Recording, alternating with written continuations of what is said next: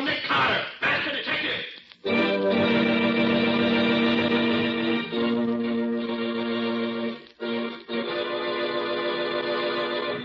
Yes, it's another case for that most famous of all manhunters, the detective whose ability at solving crime is unequaled in the history of detective fiction.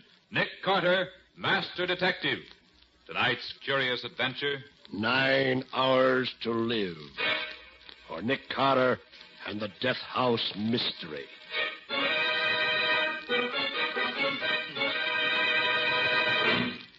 And now, a late news bulletin.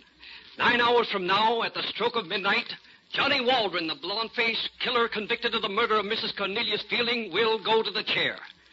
Just 30 minutes ago, the condemned man made a last request. But Johnny Waldron did not ask for a sumptuous last meal in the tradition of the condemned. Nor did he ask to see his nearest and dearest relative, his wife, Laura. No, Johnny Waldron's request was for something much more dramatic. He asked to see the great detective, Nick Carter. Now, just what this last-minute conference means is anybody's guess. Perhaps a reprieve for Waldron. Perhaps a clue as to what happened to the Fielding jewels, which up to now have not even been found. At any rate, the master detective, Nick Carter, has consented to talk with Waldron and is probably at this very moment entering Death House Row. Keep tuned to this station for further dramatic developments. Where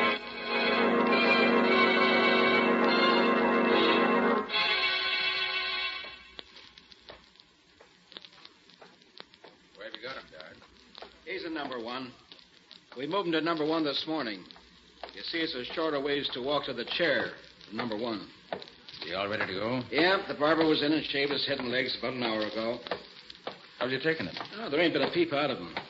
Don't want nothing to eat. Don't want a chaplain. Nothing at all. The only request he's made is to see you.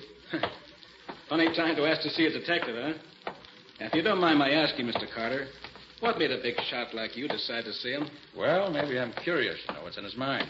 Go off to you about a fellow who's going to die in a few hours. Oh, I don't believe that you got any sympathy for a criminal. Not you. Not when a man's a killer. Well, here we are. Here's your company, Waldron. Oh, hi. Hello, Waldron. Oh, Mr. Carter. You got 5 minutes. All right, guard.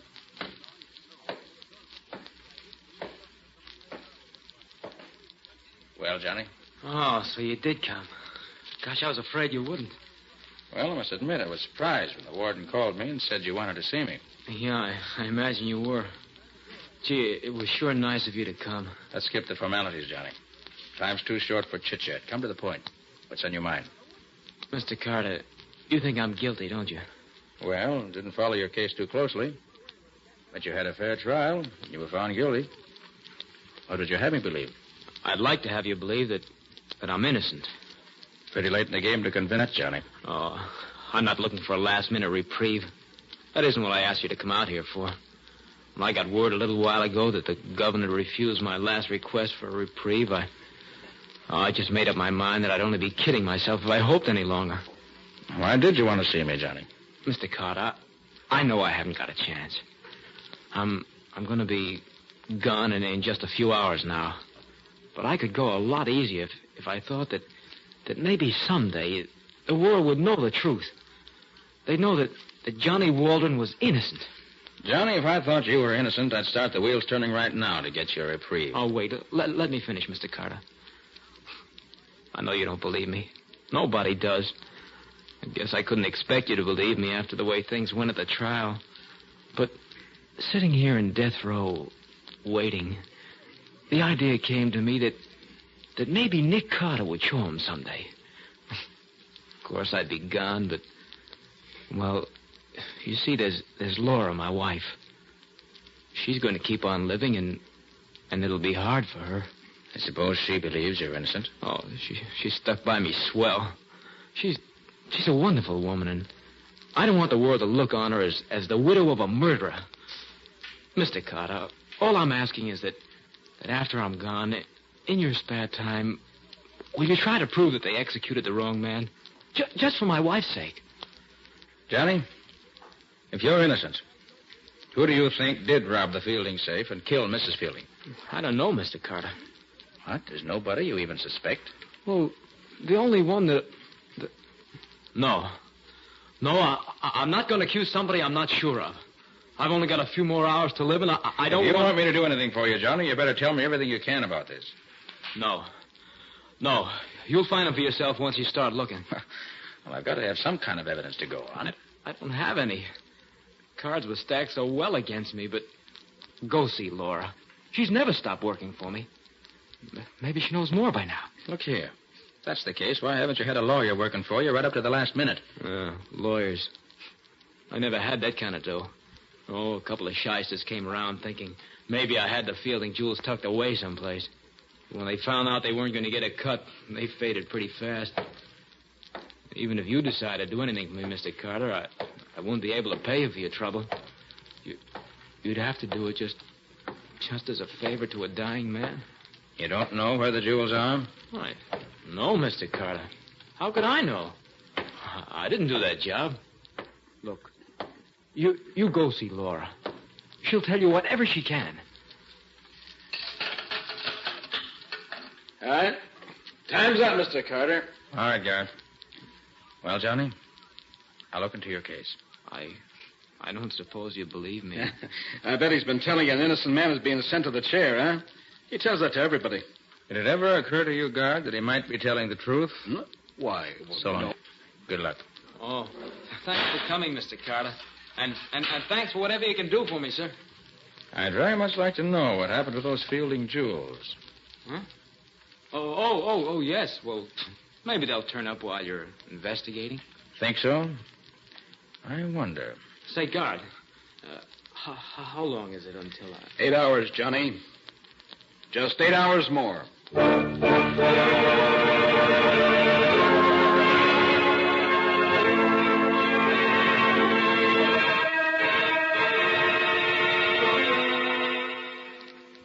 Hello, Nick Carter's office. Oh, Patsy, this is Nick. Oh, Nick, thank heaven you called. This place is a madhouse.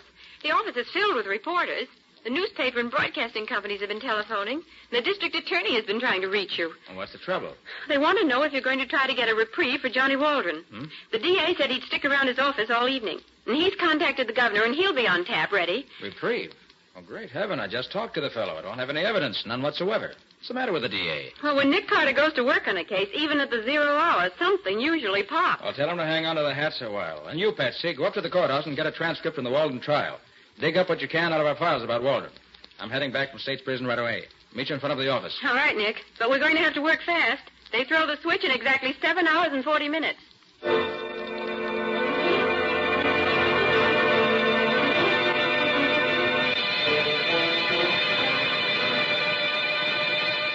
Waldron was really hired as a chauffeur. It was brought out of the trial that he ingratiated himself with the old lady every chance he got. Oh? You know, Mrs. Fielding was an invalid. Waldron used to carry her up and down stairs and waited on her and all that sort of thing. He was inside the house a great deal. Then, let's see now. Oh, the gun was traced to Mrs. Fielding's stepson, Tom Fielding. But the prints on the gun were Waldron's. Her stepson lived there with her? Yes, just the two of them. Waldron and all the other servants slept out and reported for work in the mornings at 8. When was the body found? On a Thursday night at 10 o'clock, in the library of the house. Tom Fielding came home from his club and found her. The safe was open and the jewels and money gone. Of course, any of the servants, as well as Tom Fielding, might have known the combination of the safe. Mrs. Fielding often opened it in front of all of them. The defense harped on that at the trial, but Waldron's prints on the gun and his alibi being so flimsy cooked his goose. I see. How did Waldron strike you, Nick? Guilty? It's the evidence that tells the tale in any case, Patsy. If we could find the party who has the missing Fielding jewels... It would look pretty grim for them. Yes, it wouldn't look good, that's sure. Oh, Nick, look at the time. 5:50. In 6 hours and 10 minutes, an innocent man may be electrocuted. Oh, no, Patsy. No innocent man will be electrocuted for a crime he didn't do. Well, my name's Nick Carter. And here's our first stop, Patsy. This old tenement house. Laura Waldron lives here.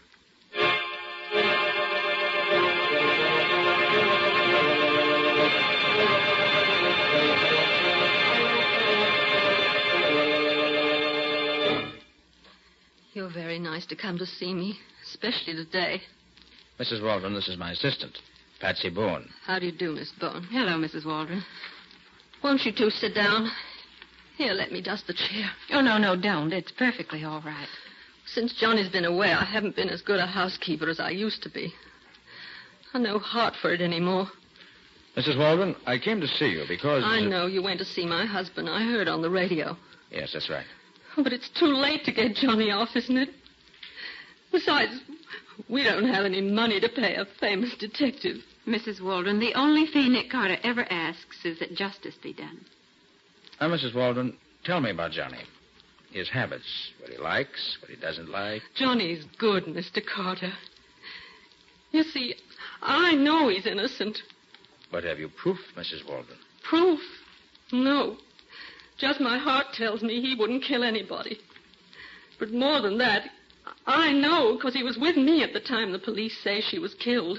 The prosecution tore his alibi to shreds. Yes, a wife's testimony doesn't count for much in court. Oh, yet how thankful I am that he was with me that night, that I know he's innocent. You understand what I mean, don't you, Miss Bourne? You understand when I say the world can stand against your man, but if you know he's right and good and true, you... Mrs. Waldron, isn't there any way at all it can be proved that your husband was hung with you that night? No. No. You don't think of providing alibis for staying in your own home.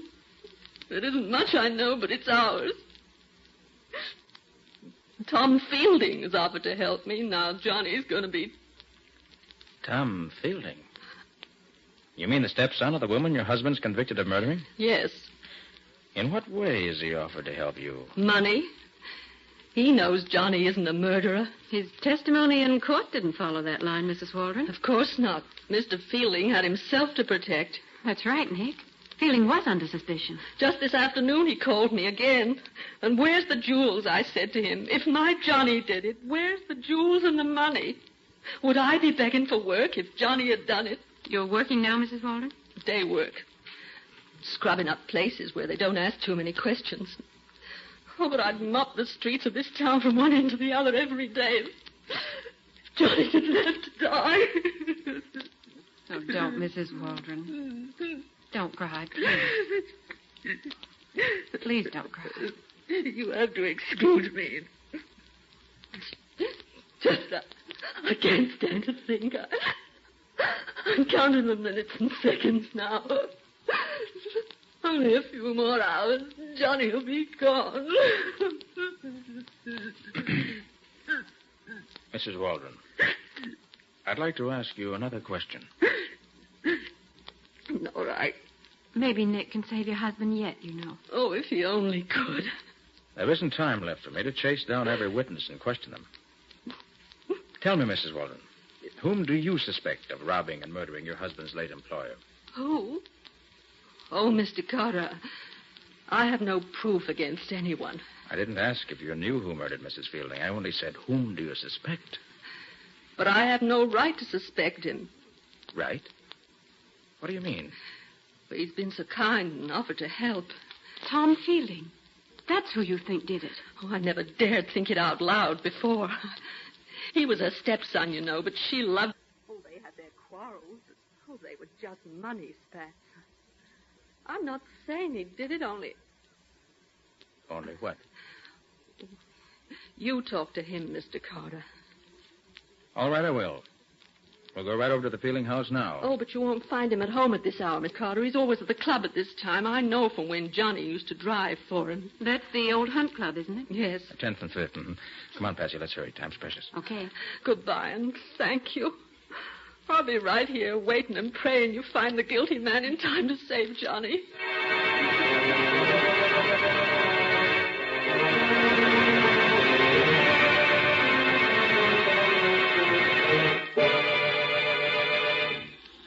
Nick, there's something puzzling you. What is it?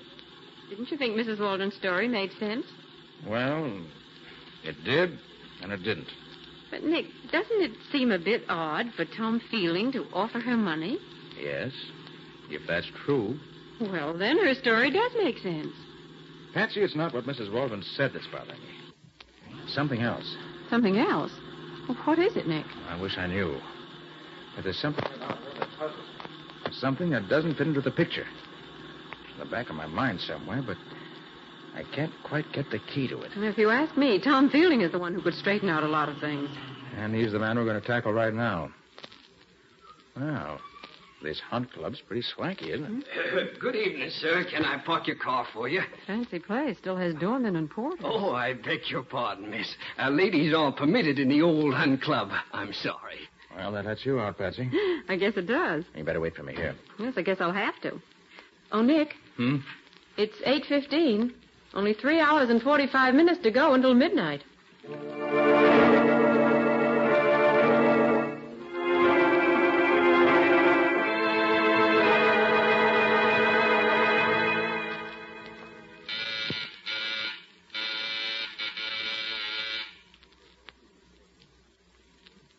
Ring again, Nick. Fielding wasn't at his club, so he's got to be home here. Your womanly intuition isn't working right tonight, Patsy. Not a light in the whole house. I don't think anybody's home. Oh, Mr. Fielding, if you only knew how much time we've wasted looking for you. Well, Patsy, maybe we can uncover enough evidence without seeing Mr. Fielding face to face. What are you going to do? Little high-class lockpicking in the interest of Johnny Waldron and his wife, Laura. There we are. All right, come on in. Stay behind me. Gee, it's dark in here. Shut the door, and I'll use my flash. Where are we headed for? The library. Oh. That's the room Mrs. Fielding was killed in, wasn't it? Mm-hmm. Let's see. These old houses, the library is usually back this way, off the center hall. Come on. All right. You think there's anybody beside us in the house? I hope not. Here we are. This is the door. This must be it. Mm-hmm. Yeah. This is the library. What are we looking for? Well, right now, I'm looking for Mrs. Fielding's safe. Safe? Mm-hmm. Safe. Oh, it's behind that portrait of her. That was in the testimony. Yeah, you're right. Thanks, Betsy. Oh, turn on that small lamp, will you? Take a glance through the papers on the desk while I open this safe. Say, Mrs. Fielding held her son and heir down while she was living. He's certainly making up for it now. Look at that wine cabinet. It's filled to the hilt with pre-war stuff. Oh, and look at this black market stuff. Have a gold-tipped cigarette, Miss Bowen. Yes, thank you. I will. Patsy, shame on you. How'd you feel if Tom Fielding walked in here right now and caught you swiping his expensive cigarettes? Only one, Nick. And for that matter, how would you feel if Mr. Fielding saw you about to open his safe? Oh, Nick! Patsy. You okay? Yes, I guess so. They shot through that window there. And the bullet went right in the side of the desk here. Well, we better get out of here, Nick. Now, 1 minute, Patsy. Got to see what's in this safe. It's almost open now. Well, who do you think shot at us, Mr. Fielding? Oh, Patsy, will you pick that bullet out of the desk? It'll be a handy piece of evidence. All right. Say, you're taking this attempt to murder us awful lightly, Nick. I don't think it was murder, Patsy. Not murder? No. You were standing by the wine cabinet, not 4 feet from the window. And I was a perfect target standing here. No, Betsy, I think you'll find somebody was just trying to scare us away. Oh. Well, I got the bullet out. Looks like a .32. There we are. Patsy. Yes? Look here. The missing jewels. Oh, Nick. Yes, right here in the safe. Oh, Nick, that's wonderful. Hey, Patsy, what are you doing? Oh, I'm getting the DA on the phone for you. You've got the evidence for Johnny Waldron's reprieve. Now, wait a minute, I know he wasn't guilty, Nick. Mrs. Waldron was telling the truth. Patsy, put down that phone. Yes, Nick. Now, get me police headquarters first. I want a general alarm sent out for Tom Fielding. But Johnny Waldron. I still have 2 hours, Patsy. If Waldron's innocent, I'll prove it in time to save him from the chair.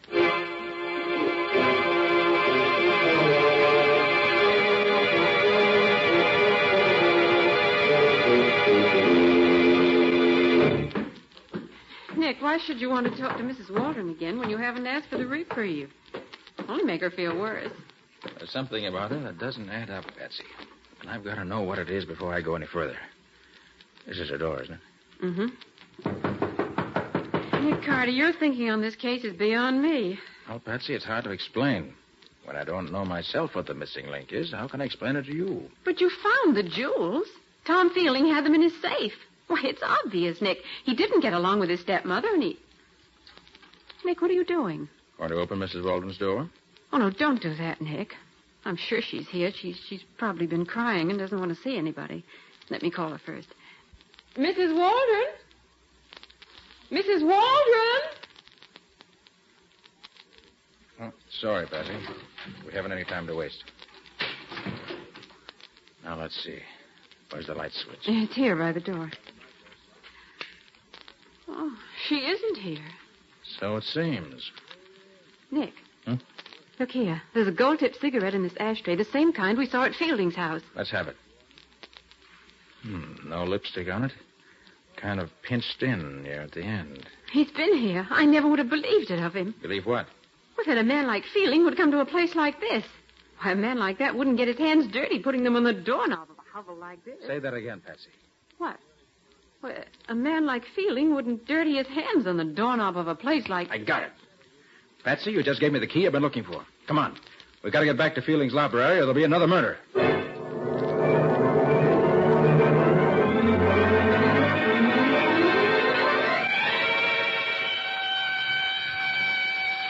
You know, Patsy, there are times when having a siren in this car comes in handy. And tonight's one of them. Hope we're in time. Do you think the police have picked Fielding up yet, or do you think he'll be at his home? He's at home. I'll bet my bottom dollar on that. Nick, do you know what time it is? Stop worrying about the time and come on. I'm right with you. The place is still dark. There's a little light shining in the hallway. He's here, all right. Watch your step, Patsy. Don't worry about me. I slipped the latch on the front door when we left. Let's see if it's been bolted. No, still open.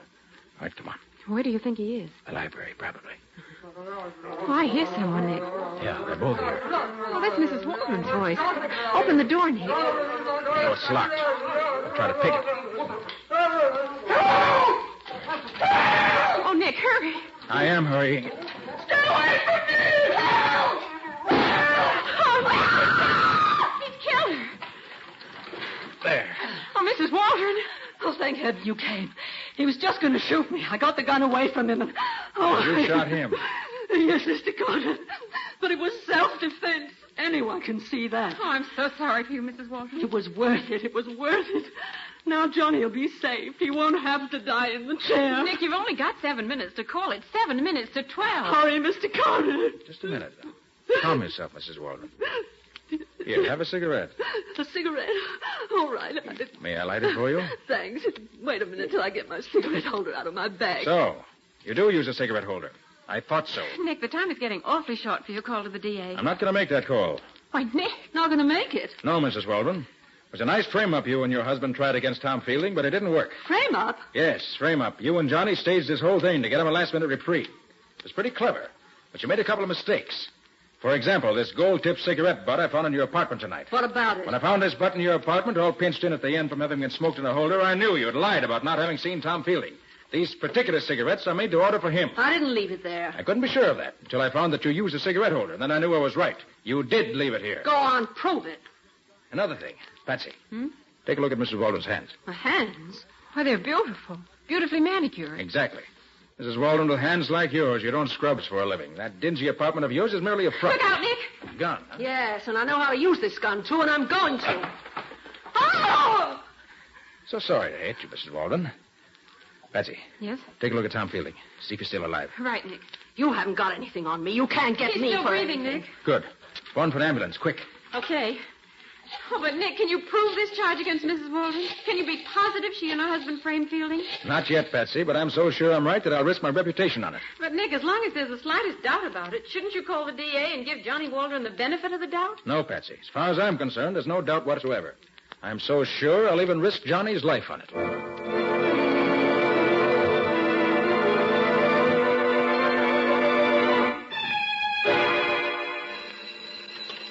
Hello, Nick Carter's office. Oh, yes, Lieutenant. Yes? Yes? It was. He is. Oh, I see. Well, thank you, Lieutenant. Yes, I'll tell Nick. Goodbye. Was that the report from police headquarters, Patsy? Yes, it was Lieutenant Riley. And you were right, Nick. That gun you took from Mrs. Waldron was registered in Johnny's name. And she lied about taking the gun away from Fielding and shooting him in self-defense. Fielding's fingerprints weren't on the gun anywhere, but hers were all over it. Did they check with the bullet when you picked out of that desk? The one that was fired at us? Yes, and it came from the same gun. Fine. And what about Fielding? Did Riley say? He's going to live. What's more, he regained consciousness long enough to make a statement. Good. Oh, Nick, that Mrs. Waldron was certainly clever. She was planting the jewels in Fielding's safe when he came in the room and caught her. So she She held him at the point of her gun? Then knocked him out, bound his wrists and ankles, gagged him, and hid him away in another room. What? How did you know that? Very simple, Patsy. The marks where he'd been tied were still on his wrists when I examined him, and also there was a bump on his head. Nick, you're always holding out on me. And one other thing. What made you think Fielding's life would be in danger way back when we were in Mrs. Waldron's apartment the second time? Sure, sir. Well, Patsy, after your inspired remark about hands, I suddenly realized what it was about Mrs. Waldron that puzzled me. It was her hands. I knew that with hands like hers, she couldn't be earning her living scrubbing floors. Oh, I see. And if she were lying about that, it was very probable she was lying about everything. And the whole thing was a plot to make Fielding look guilty. But why should that make you suddenly afraid that something might be going to happen to Fielding? Patsy, if she and Johnny were so anxious to get Johnny a reprieve that they were willing to give up the jewels to make it look as if Fielding were really the guilty man, it was entirely possible that she might go further and kill Fielding and try to make it look as if he killed himself. But how would that help Johnny Waldron? Well, if it was done right, it would look as if he were remorseful at having let Johnny take the blame. And she almost got away with it. But she didn't, because Nick arrived in the nick of time. You're a wonderful detective, Mr. Carter.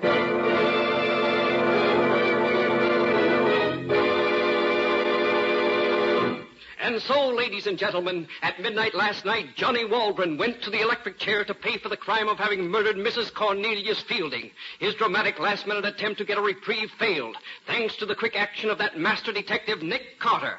In those few short hours that Carter was actually on the case, he found the missing jewels, uncovered a well-laid plot between Johnny and his wife to pin the murder on Tom Fielding and save Fielding's life. Tom Fielding and the entire community owe a debt of gratitude to Nick Carter.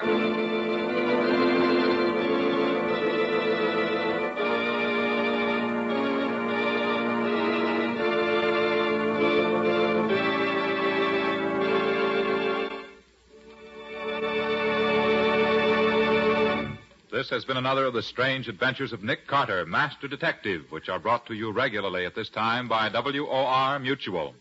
Well, Nick, what happens in your next week's story? Well, I want to tell you the story of the time that I quite accidentally stumbled onto a terrible crime. Or to be more correct, I stumbled onto evidence that a terrible crime had been committed. That doesn't sound like a very unusual thing for you to do. Except for one little fact, Mr. Ripley. We didn't know where or when the crime had been committed. In spite of the fact that we heard the story of the murder from the victim's own lips. As a matter of fact, we even heard the murder committed. And we were powerless to do anything about it. If you're trying to make me curious about it, We are. you're certainly succeeding. Well, it's as unusual a tale as I've had the pleasure of telling in a long while, I assure you. So until next week, so long. So long, folks. And so long to you, Nick and Patsy. In the strange adventure you have just heard, Nick Carter was impersonated by Lon Clark, Patsy by Helen Choate. The story was written for Nick Carter by Barth Conray. Original music was played by Lou White. The entire production was under the direction of Jock McGregor.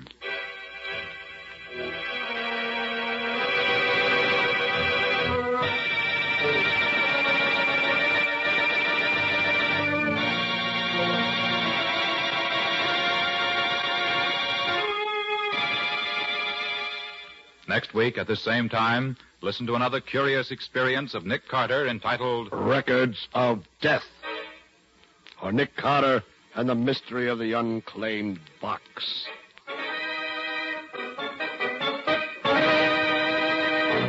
This story is a copyrighted feature of Street and Smith Publications, Incorporated. The Return of Nick Carter is produced in the studios of WOR and is broadcast over most of these stations every Saturday evening at 7 o'clock Eastern Wartime. And don't forget that the adventures of Nick's adopted son, Chick Carter, are broadcast over most of these stations Mondays through Fridays at 5:30 p.m. Eastern Wartime. This is Mutual.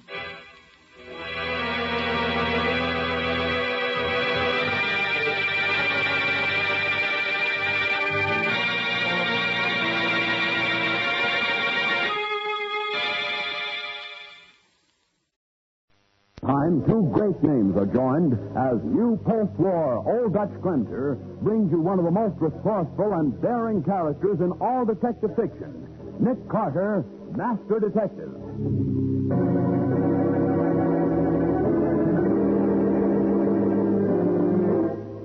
Nick, you just took a $10,000 fee from a client and then accused him of murder. That's right, Patsy. But I don't understand. How could he have committed the murder? I don't know, but I'm going to find out. But he was with us when it happened. Yes, I know.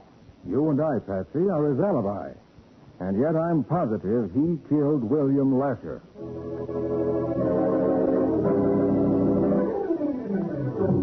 Now, the case of the perfect alibi. Today's adventure starring Lon Clark as Nick Carter, brought to you by new post-war Old Dutch cleanser. It is almost 8 o'clock in the evening, and Nick Carter and his assistant Patsy Bowen are bound for the theater. It's one of those rare evenings when Nick is not working and Patsy is happy enough to sing. Oh, Nick. First the theater, then supper and dancing. Oh, we won't get home until morning. Well, get home Patsy, until we're morning. taking an evening off to see you so happy. Oh, I am happy, Nick. There'll just be us tonight. No policemen, no crooks, no anything. Hey, look at that fool. But he's driving right at us. Hey, Patsy, brace yourself. Why is that? Oh, that driver must be drunk. Crazy fool. He's not injured. I'll tell him a thing or two. Are you in there? You hurt? No, I'm okay. Now get out and let's have a look at you. It was my fault entirely. I'll be glad to pay all the damage. What's wrong with you? Plenty of light on this street. You must have seen us coming. I know. I said it was my fault. Here's my license and my registration. I'll call my attorney in the morning, and he'll get in touch with you. You're Paul Sanders. Yes. Now, you must have just started out. The radiator of your car isn't even warm. Well, I was traveling slowly. I was just driving. With your eyes shut. Well, my name is Nick Carter. You'll need that in your accident report. You're Nick Carter? Really? He certainly is, really. Mr. Carter, I need your help desperately. For what? Mr. Carter, a man is going to be murdered tonight, and I'm the man with the strongest motive in the world for killing him.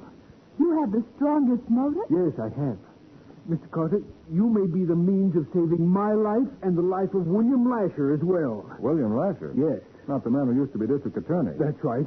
He represents certain clients who are after my scalp. Naturally, that makes him my enemy, too. So what? I phoned him just a little while ago. I argued and pleaded with him, but it was no use. He can ruin me, and he's going to do it, if he lives. You don't make sense yet. Go Well, on. while I was talking to him on the phone, he received a letter by messenger. He read it to me and accused me of sending it. It said that Lasher was going to be killed tonight. Nick, isn't Lasher that DA who was so tough they refused to let his name go up for re-election? Yes, Patsy. Stepped on too many toes. I must have a reliable person who will swear that I couldn't have killed Lasher. Will you take the job, Mr. Carter? You know, Mr. Sanders, I think maybe I will. I'll pay you any fee you ask, anything. The fee will be $10,000, Mr. Sanders. $10,000. Well, that's pretty steep, but okay, I'll pay it. All right. First thing to do is to establish the fact that Lasher's alive right this minute. Suppose we use my car, Mr. Sanders. Mine will run. Yours doesn't look as if it would. Very well. I don't like this, Nick. Neither do I. Why do you think I accepted this case? Well, come on, Mr. Sanders. Let's look into this murder you say is going to happen.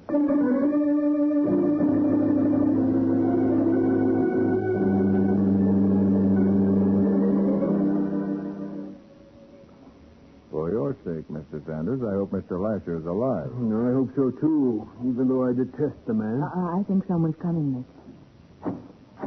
Yes? I'd like to see Mr. Lasher. I'm Nick Carter. You're Nick Carter, the detective? Yes, may I see him, please? Well, gee, I'm sorry, but he left strict orders that he wasn't to be disturbed under any circumstances. In spite of his orders, I want to see him whether he's all right. We have reason to believe he might be murdered tonight. Murdered? Why, all right. I'll knock on the study door. He gets awful sore when I disobey him, but, well, I'll try it. Who's he, Mr. Sanders? Name's Joey Wilson. Nice boy. Lasher's his guardian. Oh. Mr. Lasher? Mr. Lasher? Go away. I told you I don't want to be disturbed. You see? Here, let me try.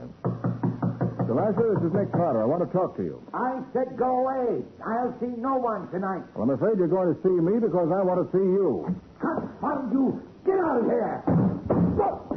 Oh, what happened, Nick? Well, he threw a book at me. Fortunately, his aim was bad. Then he's still alive. Yes, Sanders. Luckily for you, he's very much alive. Oh, Joey, do you know Mr. Sanders here? Why, yes, sir. He comes to see Mr. Lasher sometimes. When was the last time he came to this house? Oh, let me see. He hasn't been here in a long time. At least for 2 months. Yes, at least that. I see. Well, now 8:32. Remember that, all of you. Lasher is alive now. What's more, Sanders? Yes, Mr. Carter? We're going to take further precautions to see that he stays alive, at least as far as you're concerned. Come on.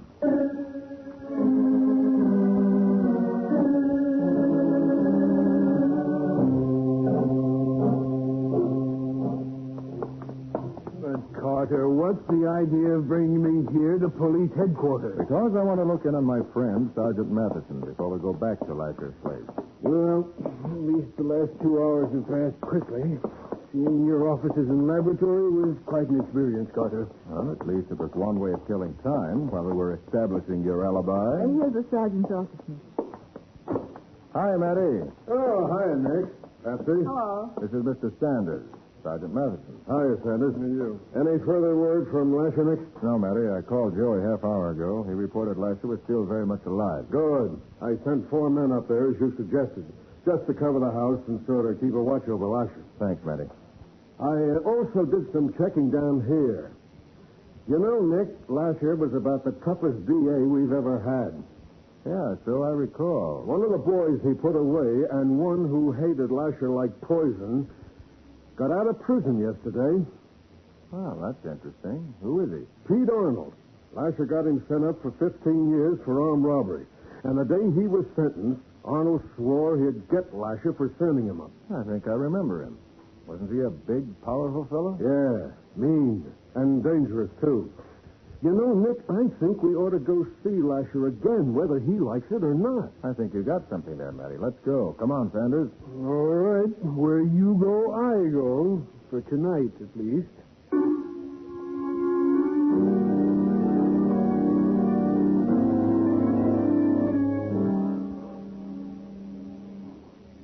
You got your men well hidden, Matty.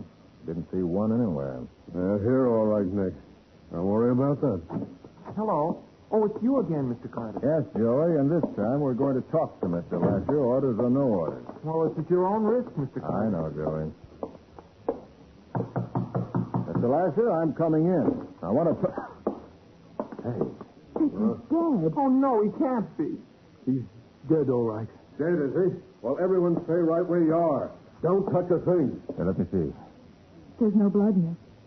No. And no sign of a struggle either. Just that terrible expression on his face. For me, that means just one thing, Patsy. Lasher was poisoned. Nick, someone was here with him. Look at that bottle of liquor and those 2 glasses here on the desk. And the glass beside Lasher's hand is empty. But the other one's full. I'll call the medical examiner and the homicide boys. Now, you 4 go back in the living room. I don't want anything disturbed in here, intentionally or otherwise.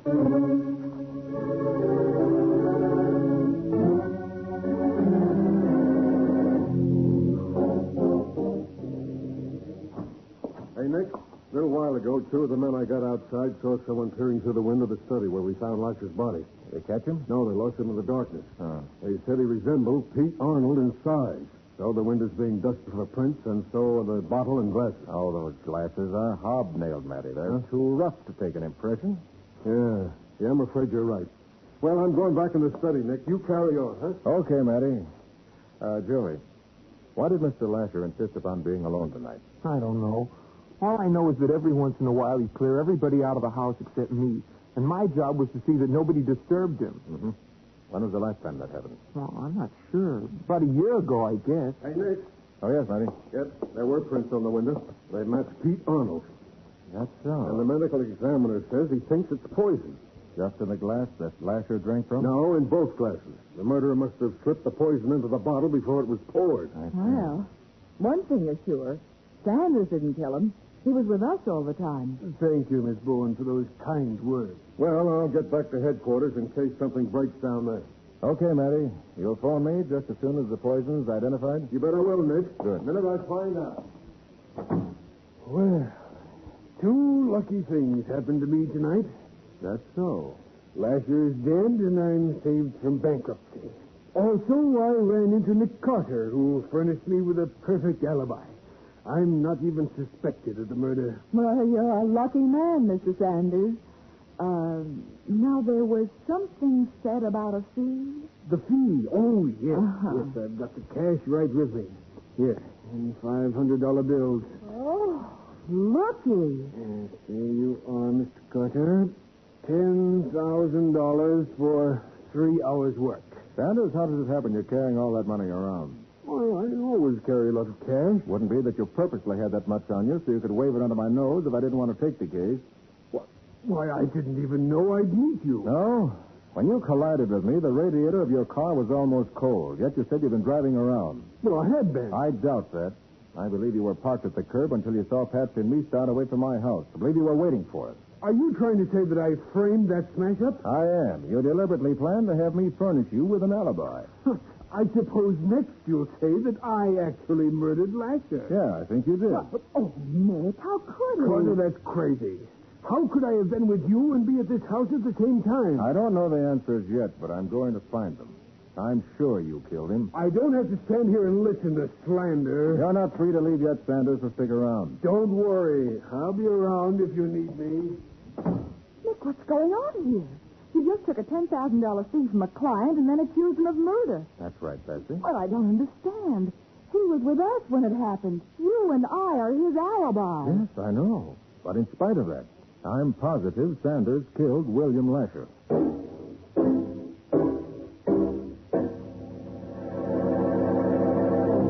As the case moves swiftly to a climax, Nick and Patsy serve as the alibi for the man Nick accuses of murder.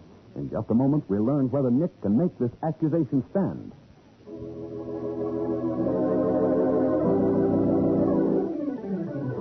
Now back to the case of the perfect alibi.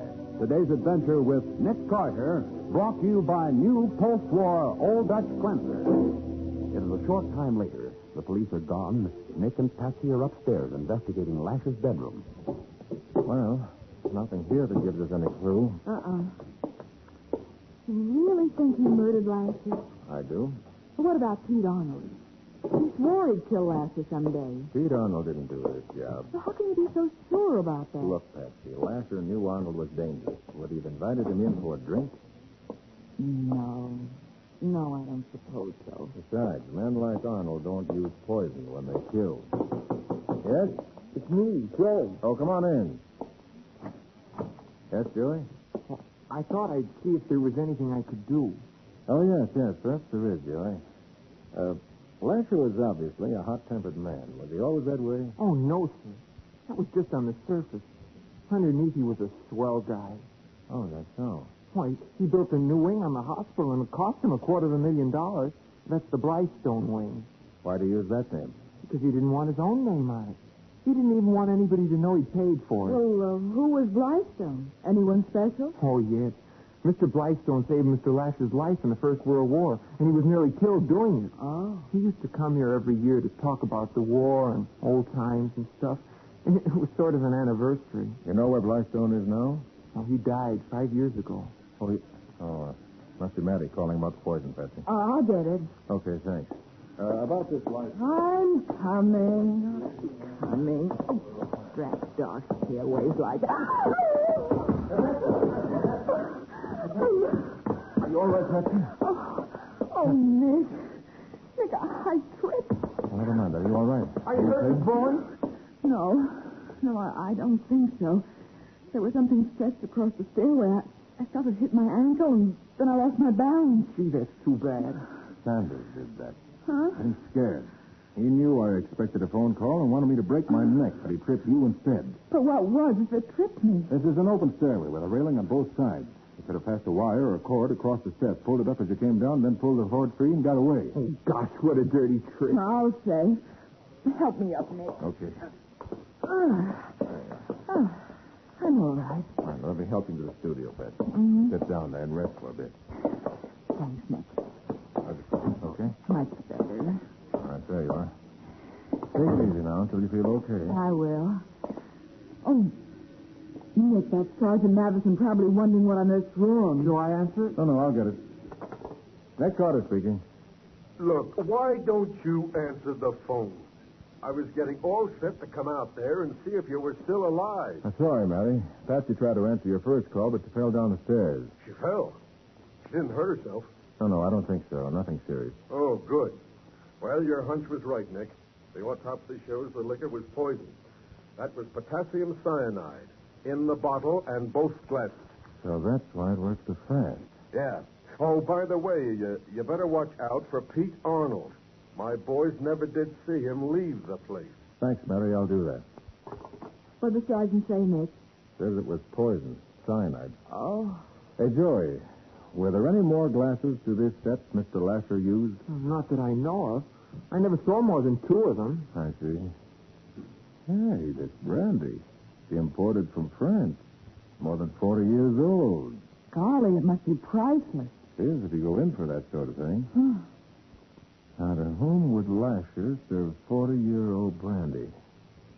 Have to be somebody very special. Mr. Carter, I remember now. Yeah, what? Mr. Blystone, every time he came here, that bottle of brandy would turn up. Well, now. And about a year, once about a year since Mr. Blystone died, I'd found the bottle here on the desk again with the 2 glasses. Did Lasher drink much? Well, he never drank, Mr. Carter, except, well, maybe the times I found the bottle left on the desk. Nick, get them here quickly, by the window. Yes, what is it, Betsy? The second floor of the garage. Watch that window right in the middle. Hey, someone's looking out. Someone with a cigarette in his mouth. Could that be Pete Arnold? I don't know, but it won't take me long to find out.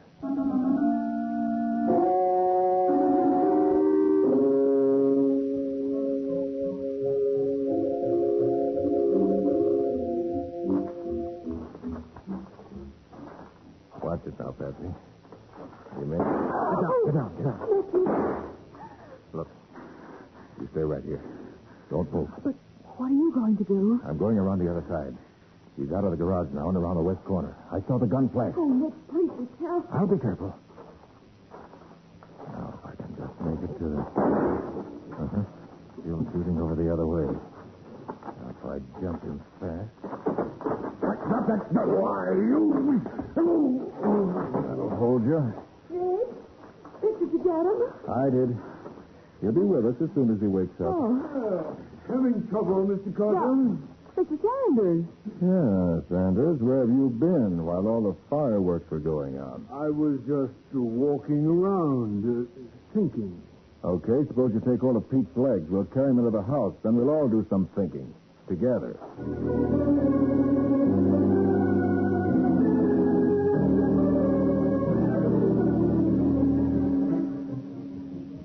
Okay, one handcuff around this wrist, the chain behind the steam pipe, and the second cuff on his other wrist. Which takes care of Pete Arnold for the time being. Carter, why did you bring Arnold upstairs? Why not just turn him over to the police? Because there are no police here at the moment, Sanders. Matty took his men away. Figured that whoever had been prowling around had gone by now. He's waking up, Nick. Where am I? All right, cut it, Pete. You're not fooling anyone. I'm Nick Carter. They tried to kill Patsy and me. Oh, what a sap I've been. What a sap. Pete? Did you kill Lasher? No. I was going to, but when I looked in the window, he was sitting there, dead. Then what happened? I heard the cops moving around, so I hid in the garage. Why? Because I had to. If the cops seen me here, they'd have framed me for the job. Nobody's framing you, Pete. But the police are going to ask you a lot of questions. Well, I guess I'll be here when they come.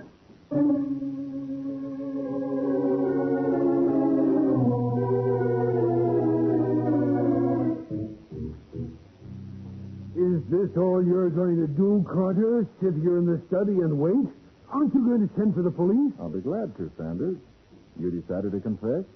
You're crazy, Carter. Here you have a man who swore he'd murder Lasher, who even tried to shoot you. Don't you know when you've caught a killer? Sanders, there's an old photograph hanging on the wall here behind Lasher's desk. Huh? Looks like some of the men from Lasher's old infantry company. Yes, that's what it is, Mr. Carter. Oh, I know that picture. You got a copy of this. Uh-huh. You're the third one from the left, aren't you? Yes. Who are the others? Can you name them? Yes, most of them. Brown, Myerson, Kelly, Blystone. And you knew Blystone. Of course I did. He's my sergeant. But if you're trying to tie him into this, you're wrong. He's been dead for 5 years. Yeah, so Joey told me. Oh, Patsy, Huh? come into the living room a minute, will you? Of course, Nick. You too, Joey. Sure, Mr. Carter.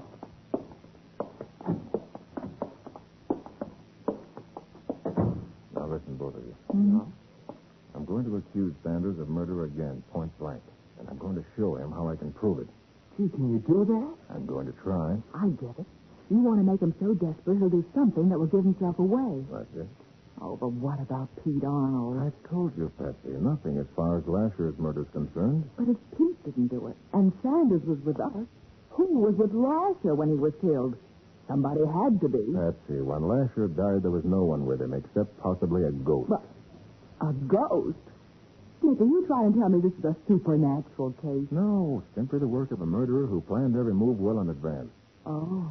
Now, let's get back to the study while I tell Sanders how he murdered Lasher without even being present. Well, be careful, Nick. Sanders may have a gun. I shouldn't be surprised. That's where Joey comes in. Me?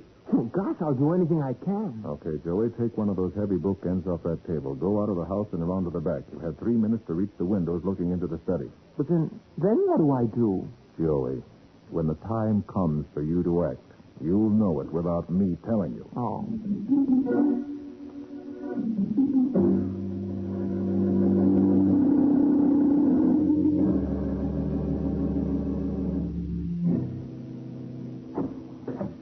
Well, you back again, Carter? Yes, Sanders. Want to establish some facts. Oh? You knew Lasher and his dead friend Blystone from World War I. Suppose I did. You knew that Blystone saved Lasher's life, and that Lasher and Blystone made a pledge after the war was over to meet once a year and celebrate the rescue. Does that make me a murderer? Now, Lasher never used liquor except once a year, when he and Blystone each drank a small glass of his fine old brandy. And that celebration always took place on the same day, the date of Lasher's rescue, a date you knew because you were there when it happened. So, 2 men celebrate an anniversary, and that makes me a murderer. It does because you knew about it. Joey tells me the bottle and the 2 glasses were kept in plain sight in the cabinet over the desk. You must have seen them many times. It's been very easy for you to come here to see Lasher, and then, while you were waiting here in the study for him... Oh, that's it. Get it, Patsy? Of course. Sanders poisoned the bottle of brandy when he was here over 2 months ago.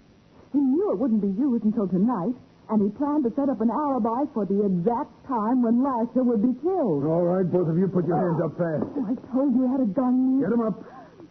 Thank you. So you found out about me. I did. You were too anxious to have Patsy and me be your alibi, and you were too eager to pay too much money for such a small job. I'm admitting nothing, Carter. But don't move, either of you. I have plans for you.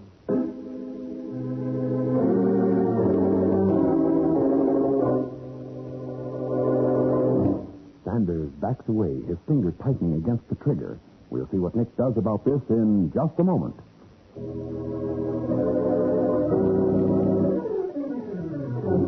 Now for the conclusion of the case of the perfect alibi. Today's adventure with Nick Carter, brought to you by new post-war Old Dutch cleanser. Sanders slowly levels his gun at Nick and Patsy as he says, Here's where you and Miss Bowen get it. I hope you're ready. Down, Patsy. Oh, nice going, Nick. That was some haymaker you landed on his door. Well, he won't do any more shooting for a while. Was it okay, Mr. Carter? Ah, you are marvelous. You were wonderful, Joey. Oh, gee, thanks, Miss Bowen. Boy, is he out cold. Well, Nick, the plan seems to have worked. Yeah. When Joey smashed the window, Sanders reacted just as I hoped he would. And that gave you a chance to go for him. Yeah. Well, now he'll have 2 prisoners now. Pete Arnold and Sanders. Gosh, it's hard to believe. Sanders killed Lasher and wasn't even here when it happened. That's right. Then Blystone was the ghost who was with Lasher when he was killed. Right. Oh, gosh, Nick, that was a clever scheme. Yes, and safe, too. The brandy was never used for anything else. He simply set a murder trap and waited for the reunion to set it off. Right. Which is murder in the first degree, as you'll find out very shortly.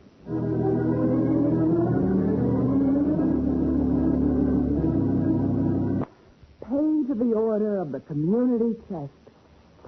Nick, this is the first time in a long time a murderer's money has helped a worthy cause. A murderer's money? New post-war Old Dutch cleanser, famous for chasing dirt, presents Nick Carter, famous for chasing crime.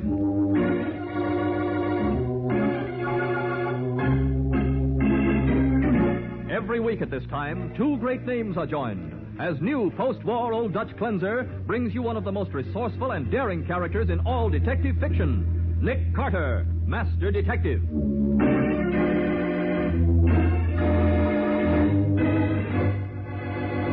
Why do you suppose he doesn't answer the door, Nick? I don't know, Patsy. Maybe if we look through this window, we can see. Why, Nick, what's the matter? What are you staring at? Look over there on the floor by the sofa, Patsy. Huh? Why, there's a man lying there. He's been shot in the forehead. Confound it. He's the one man in the world who could have told us why a young man who had everything to live for should want to take his own life. And now, the case of the Flowery Farewell. Today's exciting adventure starring Lon Clark as Nick Carter. Brought to you by new post-war Old Dutch Cleanser. As our story opens, we find Nick seated at his desk in his office, intently studying the front page of the evening paper. Patsy stands behind him, reading over his shoulder. Nick, it says he was only 35 years old. Yes, Patsy, he was one of the richest industrialists in the world. And he ends up by throwing himself in a lake. Oh, it just doesn't make sense, Nick. Why would a man like that take his own life? Well, the suicide note he left in his car tells why. It's reprinted here in the paper. Oh, is it? I didn't see it. Yeah, right down here at the bottom of the column. It is not the number of years a man has lived that enables him to say his life was justified. It is the richness and fullness of his experience. I say farewell to my own life with deep regret, and yet I am convinced that it is better for a man to die in his prime quickly and painlessly than to let old age destroy him by slow stages. Well, Pretty flowery farewell, isn't it? well, I'll say. Imagine anyone sitting down and... Oh, I'll get it. Okay. Nick Carter speaking. Mr. Carter, my name is Mrs. Holt. Mrs. Douglas Holt. Yes, Mrs. Holt. I wonder whether you can come to my home this evening. My husband and I would like to speak to you about the death of our very good friend, Miles Kincaid. Oh, yes, the man who committed suicide. The man who died, Mr. Carter. Whether or not he committed suicide is what we'd like you to find out.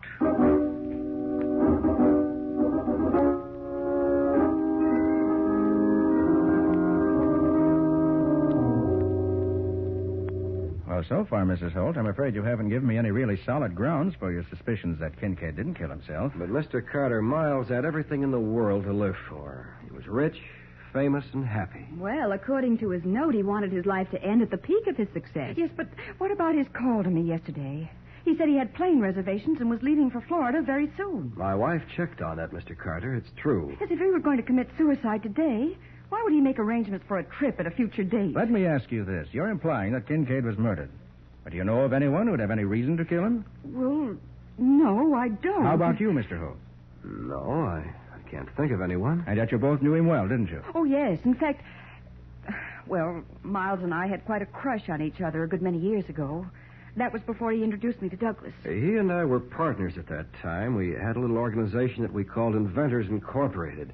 We broke up after a while, but we never lost touch with each other. And in all these years, he made no serious enemies? Well, of course, he might have, without our knowing it. Well, it still doesn't add up to murder, does it, Nick?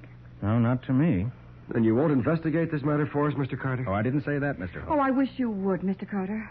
I just know something's wrong somewhere. I've got an intuition about it. Very well, Mrs. Holt. I have a lot of faith in a woman's intuition. If there has been a murder, I promise you I'll find it out before the night is over.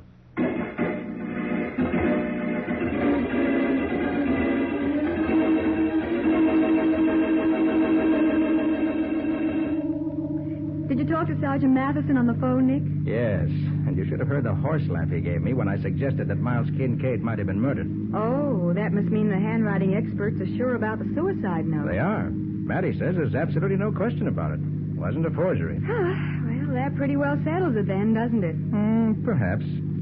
But at least it won't hurt to take a look at Kincaid's home. We're almost there, Nick.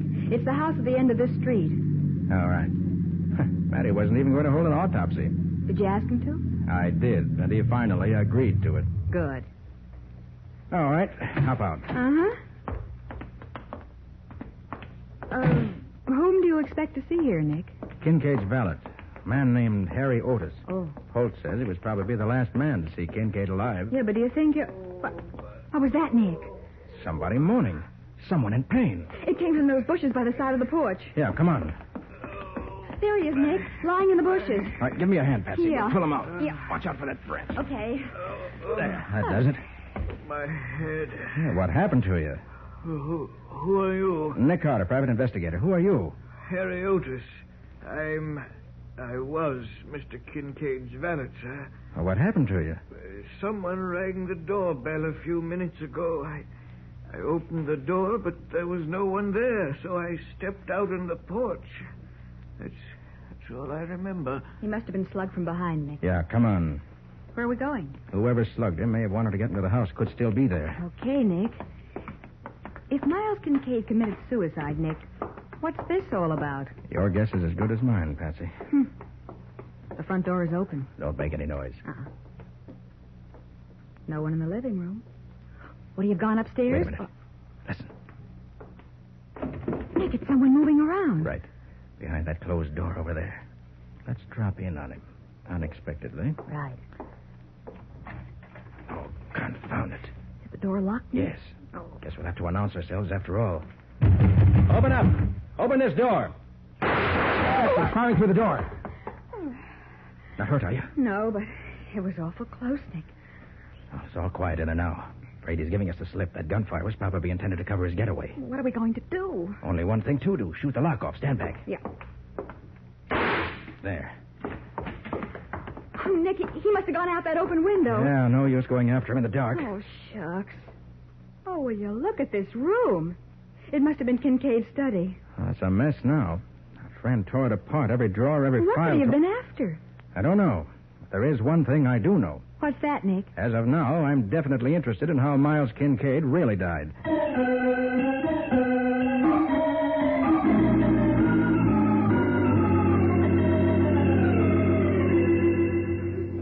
Why, certainly, Mr. Carter. As Miles Kincaid's lawyer, I'm happy to help you clear up any questions you have regarding his death. Well, first, Mr. Randolph, who stood to benefit by his death? Well, all of his wealth is to be divided among various foundations and charitable institutions. What? He left no private bequest whatsoever? Only a comparatively small one to Melvin Dudley. Melvin Dudley. That's the publisher, isn't it? Yes. Miles had arranged with Dudley to publish his memoirs, and he left a few $1,000s to cover the cost. And Kincaid was writing his memoirs at the time of his death. He practically finished them, though that fact wasn't commonly known. I see. But what about all his property holdings? He must have had an enormous estate. Not anymore. He'd sold everything in the past year, converted it all into cash. There's just one piece of land that he held on to. Oh, where's that? Over in the poorer section of town, on Montrose Avenue. That's to be sold at auction now that he's dead. But I don't understand, Randolph. Why on earth would he have disposed of all his possessions at the age of 35? You'd almost think he knew he was going to die. He did, Miss Bowen. What? He and his personal physician and I were the only ones who were in on his secret. What secret? Mr. Carter, in 6 weeks, Miles Kincaid would have been dead of heart trouble.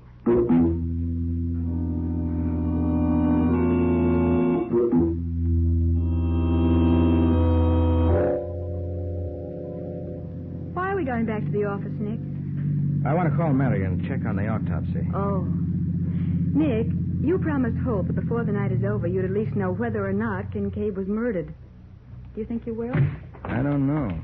All I found out so far is that he had a better reason than we thought for doing away with himself. Yeah, but that still doesn't explain the mysterious visitor at his house tonight. And also, that's our phone, Nick. Oh, yeah, here, I got the key. Good. Hurry, Nick, before they hang up. Okay. Nick Carter speaking.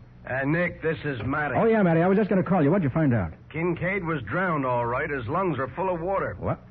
Well, that settles that.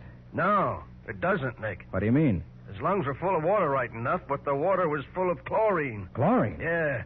But there's no chlorine in lake water. You're right, Nick. But there's plenty of it in the city water system. Then Miles Kincaid was drowned before he was thrown into the lake. Right. And that means murder.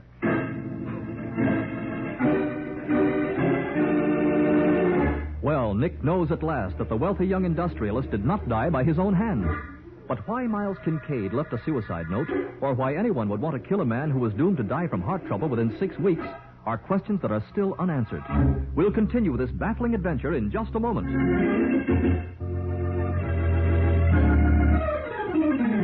And now, back to The Case of the Flowery Farewell. Today's adventure with Nick Carter, brought to you by new post-war Old Dutch Cleanser.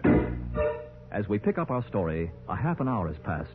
Nick and Patsy have joined Matty at the Kincaid home and, guided by Kincaid's valet, Harry Otis, have just entered the murdered man's bedroom. I see the bed's been made, Otis. Did you do that today? No, sir. No one's been in here all day. Well, in that case, Kincaid didn't sleep here last night, Nick. Apparently not, Matty. But his dressing gown's on the bed, and there's one of his ties on the floor behind that chair. Yeah.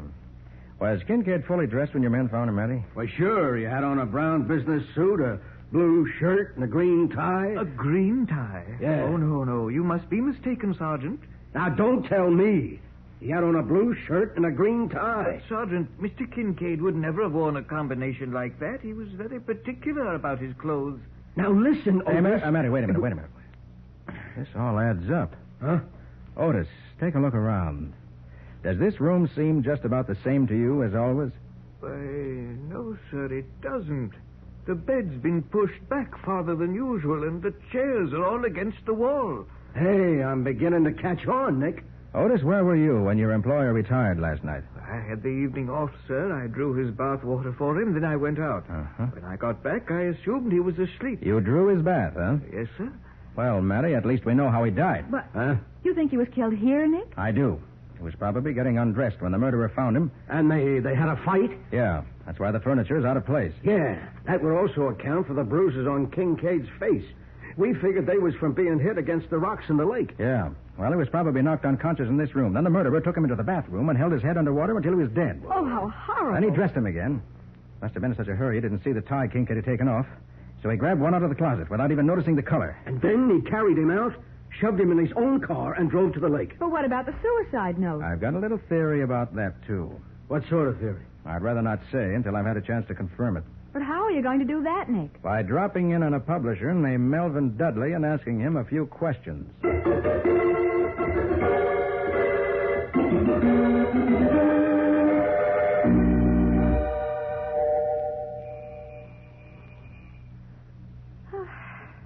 I guess there's no one home. No, there must be, Patsy. I saw a light at the side of the house. Well, let's go around the side porch and take a look in the room where the light is. Okay, Nick. No use wasting time. No. Here, Nick. We can look in through this French window. Oh, look at all those papers scattered all over the floor. Hey, looks like a cyclone's been through here. Hey, Matty. What? Look over there beside the sofa. Beside what? Sofa. Holy smoke. Nick, there's a man lying there. Smash the glass with your revolver. We gotta get in there. I'll say we have. All right, stand back. Can you reach the latch?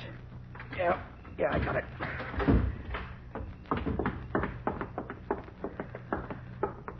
Holy smoke. Look at this guy, Nick. Yeah. Shot through the head. That's Melvin Dudley, Nick. I've seen his picture in the paper. Well, you'll see it again tomorrow, Patsy, all over the front page. Hey, Matty. Yeah, Nick.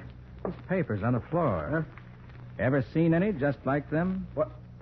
Yeah, sure. They're the same kind of paper, the same handwriting as the suicide note. What I figured. And look, here's a typewritten letter among them. Huh? To Melvin Dudley from Miles Kincaid. What's it say, Nick? I'm enclosing the manuscript of my memoirs. Everything is here except the foreword, which I'm working on now. Well, there's the answer to your suicide note, Matty. What do you mean? It was written by Miles Kincaid, but it wasn't intended as a suicide note. Then what was it, Nick? A page from the foreword to his memoirs.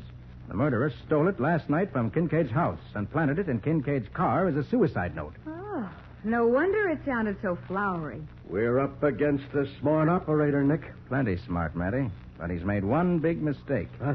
When he killed Melvin Dudley, he should have taken those memoirs with him.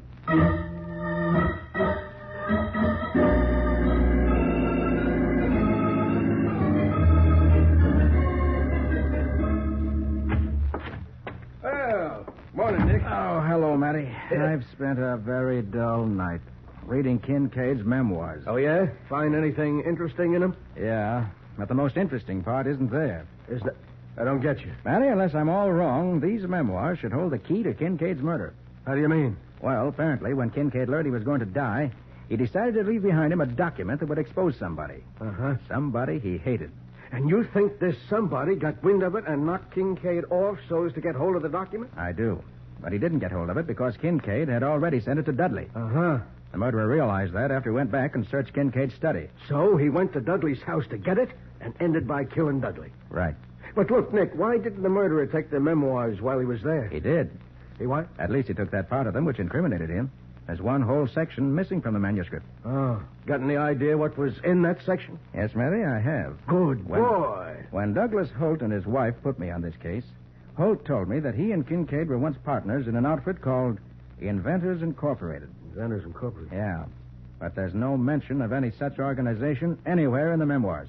Hey, Nick, then maybe the... I'm back, Oh. Nick. Oh, hello, Sergeant. Hi, Patsy. Yeah, what did you find at the newspaper morgue, Patsy? You got any dope on Kincaid's background? Plenty, Nick. And about that company called Inventors Incorporated. Yeah? There's something funny about that. Funny? In what way? Why, there was a third partner. Third partner? Uh-huh. Who was he? A man named Peter Jarrett. Peter Jarrett. Mm-hmm. No mention of him in the memoirs either. Hey, Nick, are you thinking this Jarrett guy might be our man? I don't know about that, Matty. But I am thinking that it's strange that Holt and his wife didn't tell me about this Peter Jarrett. I wonder why.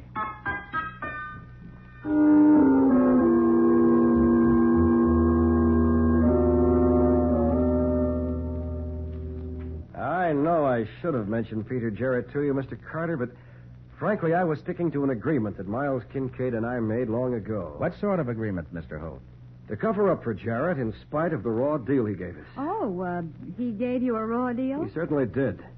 Jarrett wrecked Inventors Incorporated by walking out on us one day, taking with him what little capital we had. And you never saw him again? No, never. But I'm confident he's still alive. Nick, Peter Jarrett must be our man. Well, he certainly had a motive for killing Kincaid. If Kincaid was planning to expose him in the memoirs he was writing. You say Miles was writing his memoirs, Mr. Carter? Yes, he was. They were practically complete when he died. Well, then it all adds up, doesn't it? Only a man like Jarrett who wanted to get hold of those memoirs before they were published would have had a motive for killing a man who was going to die anyway. Yeah, but the question is, how can we get our hands on Jarrett? Well, I can tell you where his wife lives. She ought to know where he's hiding out, if anybody does. Oh, good. We'll go see her. I have an idea that when we find Peter Jarrett, we'll have this case sewed up.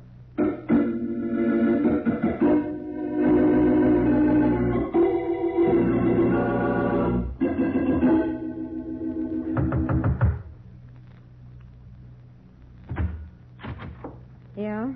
What do you want? Are you Mrs. Jarrett? What's it to you? I'm Nick Carter, private investigator. A dick, huh? You get out of here. Now, just a moment, Mrs. I Jarrett. said, get out. Mrs. Jarrett, don't do that. Put that gun away, please. You come one step closer and I'll start shooting. So help me. I don't think you're going to shoot anyone You with that get gun. away from me. I'll take it. Why, you... And the next time you want to fire a gun, Mrs. Jarrett, remember to lift the safety catch. Nice going, Nick. Pretty darn smart, ain't you? Now, perhaps you better talk to us. I ain't talking to no cops. Why not? Because I'm sick of you guys. You've been hounding me for 10 years, ever since Pete disappeared. You wouldn't know where your husband is, would you? Are you crazy? I wouldn't be living like this if I knew. Him with all that dough. When did you see him last? I ain't seen him since the day he went to work and didn't come home. And where was your husband working the day he disappeared? He was working over at that house on Montrose Avenue. Montrose Avenue?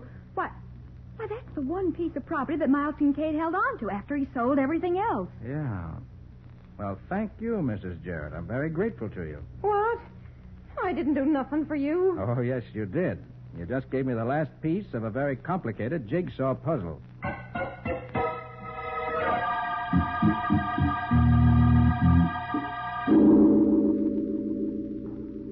Oh, Nick, what a horrible, musty old place.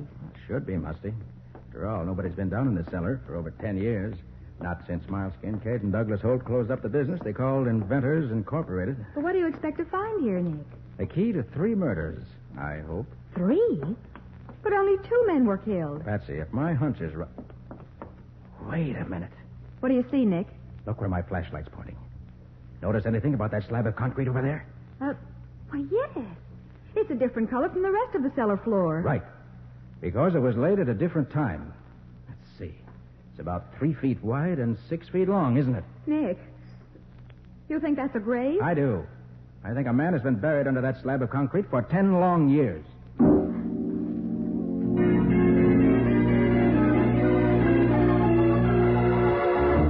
Patsy stares at the circle of light from Nick's flashlight.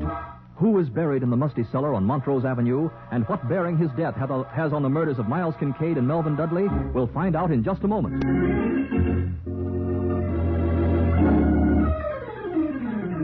And now for the conclusion of The Case of the Flowery Farewell. Today's adventure with Nick Carter, brought to you by new post-war Old Dutch Cleanser. Almost an hour has passed since Nick and Patsy discovered what Nick believes to be a grave in the cellar of the abandoned house on Montrose Avenue. They left the cellar for a time, but have now returned to it and are waiting impatiently. Not a sign of him yet, Nick. He'll be here, all right. Can't afford not to come. I still don't understand why you're so sure he's the murderer. You will before long. Yeah, but... Ah, hold it. Here he comes. You down there, Carter? Yes, we're here. Come on down. What's this all about, anyway? Familiar territory to you, isn't it? It's been a long time since I was here. This is where Miles Kincaid and I had our laboratory. You, Miles Kincaid, and Peter Jarrett. Don't forget Jarrett, Mr. Holt. That's right. Oh, by the way, have you got a line on his whereabouts yet? I've done better than that. I've found him. What? Well, where is he? Right where you and Miles Kincaid buried him 10 years ago. What are you talking about, Carter? I'm talking about murder. You and Kincaid killed Jarrett and buried him down here. That's ridiculous. Probably did it so that you could steal an invention of his. And you spread the word that he'd run off with your funds. You must be out of your mind. No, but I imagine you were nearly out of your mind when Melvin Dudley happened to mention to you that Kincaid was writing his memoirs. Why should that worry me? Because you guessed that he was planning to expose your part in the murder. Something he couldn't have done during his lifetime without incriminating himself. What? When the police dig up Jarrett's body... They'll never dig it up, because you won't be alive to tell them about it. Don't reach for your gun, Carter. I've got you both covered. Holt, you made a bad mistake when you admitted that you knew Kincaid was a dying man. That was a tip-off on you, especially since you neglected to tell me that fact when you hired me. Well, I slipped up once, but I won't slip this time. I'll take you first, Carter. No, Holt. I'll take you first. What the... Drop your gun, Holt. I got right behind I'll you. kill you, you... Sergeant! Oh, my hand! Oh, nice shooting, Nick. You cut that gun right out of his hand. And you made a nice dramatic entrance, Matty.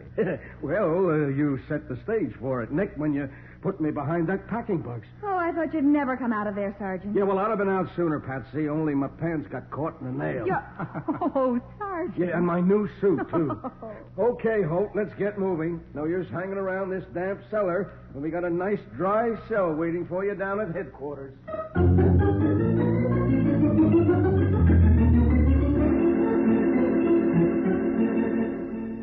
Then Jarrett's body was buried in the cellar, Nick. Yes, Patsy.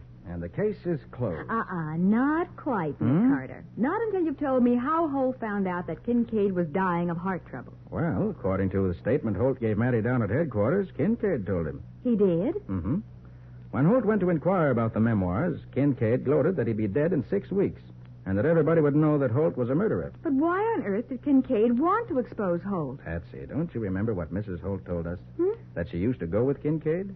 Well, Kincaid never forgave Holt for taking her away from him. Well, I get it. He couldn't get even with Holt until after he himself was dead. That's right. Yeah, but I can't understand why Holt brought you in on this case. He didn't. His wife did. What? You mean it was her idea to hire you? Sure. She knew nothing about the murder of Peter Jarrett, and she had no idea that Holt had killed Kincaid. She just didn't believe that Kincaid had killed himself. Mm-hmm. And when she wanted to call you, her husband had to agree with her so she wouldn't get suspicious of him. That's it. Oh, brother. When you walked into that house and took the case, it must have been life's darkest moment for Douglas Holt. The darkest so far, Patsy. But the state is planning an even darker moment for him in the very near future.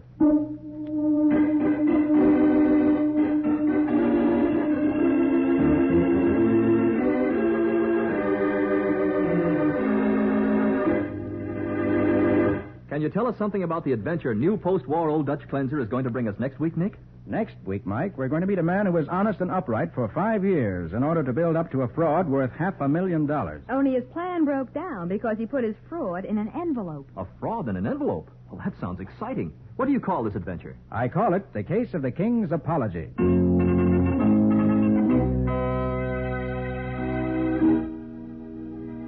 Friends, this is Nick Carter again. And I'd like to take this opportunity on behalf of the Cudahy Packing Company to salute the 49th Annual Convention of the National Association of Retail Grocers, which begins today in Atlantic City.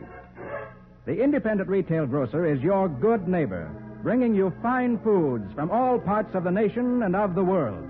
So let's all doff our hats to this very important businessman, the independent retail grocer.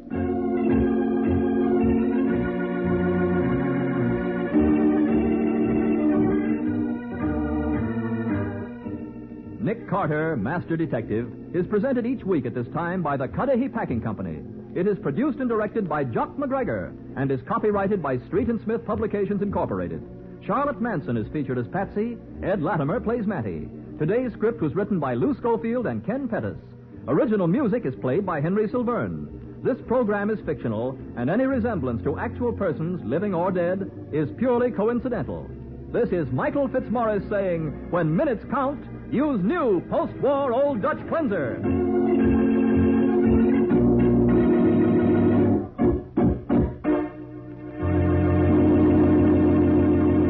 This is the Mutual Broadcasting System. The Linux Show, starring Nick Carter, Master Detective. Presented by Acme, America's great producer of fine quality paints.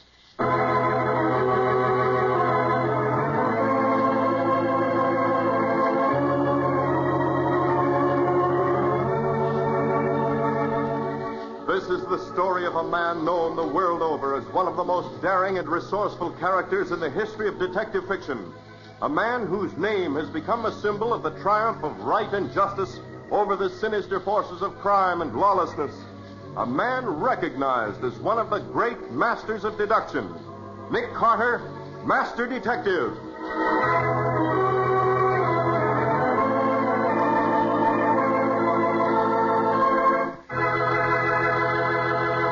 Today's baffling case, The Mystery of Hangman's Wood. Another exciting chapter dramatized from the life story of Nick Carter.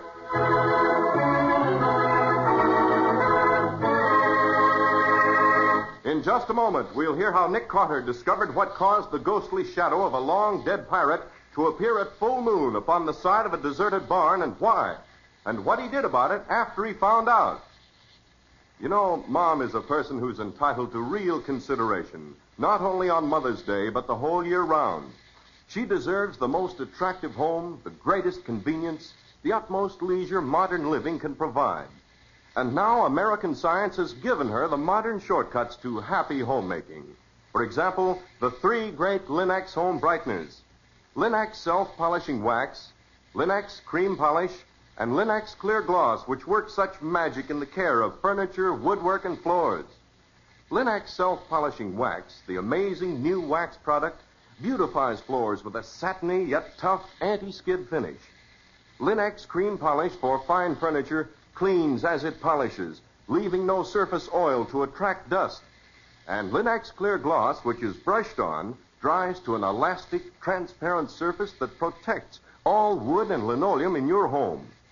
Give your home a new, easy beauty treatment now with the 3 great Linux home brighteners. You'll find them all at your hardware, paint, or department store. Your headquarters also for Chemtone, the miracle wall finish.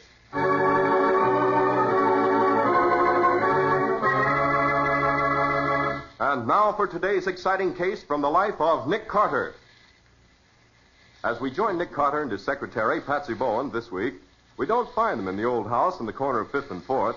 Instead, they're watching the sunset on the terrace of a little inn overlooking the placid waters of the Potomac. But it's only a busman's holiday. They've come in answer to a frantic telegram sent by Professor Markert. That famous archaeologist is explaining his problem to them in cultured but slightly agitated tone. You know, it's extraordinary, Mr. Carter. I might even say fantastic. Never have I come across a more curious manifestation of local superstition. As you know, I've been investigating the so-called pirate caves of the Potomac. Doesn't sound like a very cheerful spot, does it, Nick? Well, there have been many conjectures as to the origin of these holes, Patsy, but the most logical explanation is that they served as hiding places for pirates in the times when they preyed on Virginia shipping. As we believe, they were also used as hiding places in which to store their loot. But you didn't send for us to discuss these pirate caves, did you, Professor? Oh, good grief, no. Mr. Carter, I want to see if you can solve the mystery of the specter of Hangman's Wood. Spectre? Well, that sounds promising, Professor. I hope you're right, Patsy. Now, Professor, you say it all started night before last. You and your assistant, what's his name, had been working later than usual. Yes, Mr. Carter. Harvey and I had become so absorbed in our search that we pursued our digging until long past supper time. In fact, the moon was just rising above Hangman's Wood when we emerged into the open air. Look, Professor, the moon's rising above the treetops. Oh, yes. I had no idea we'd work so late. Oh, I had, Professor. I'm starving hungry. You know, so am I, now that you mention it. Well, let's pick up the shovels. We'll be getting back to the inn. Yes. Ah, the moonlight is beautiful, isn't it? Turns the trees to silver with long, mysterious shadows stretching out below. Oh, it's eerie, if you ask me, sir. I wonder why they call this place Hangman's Wood. Because it was here that they hanged many of the pirates and robbers who waylaid ships coming up the river. That great gnarled and leafless oak that stands over there, Harvey, between us and the deserted barn, that's supposed to have held as many as 7 bodies suspended from its branches at one time. No wonder it died off. Out of sheer horror, I'd say. Oh, good Lord, what's that? Oh, just an owl of some kind. Well, as I was saying, Harvey, during the full moon, the spirits of those hardy buccaneers who were hanged there on the gallows tree are supposed to return. Professor, look. Huh? Over there. Where? Where the shadow of the tree is thrown against the side of that barn. There's a shadow of something hanging from one of the limbs.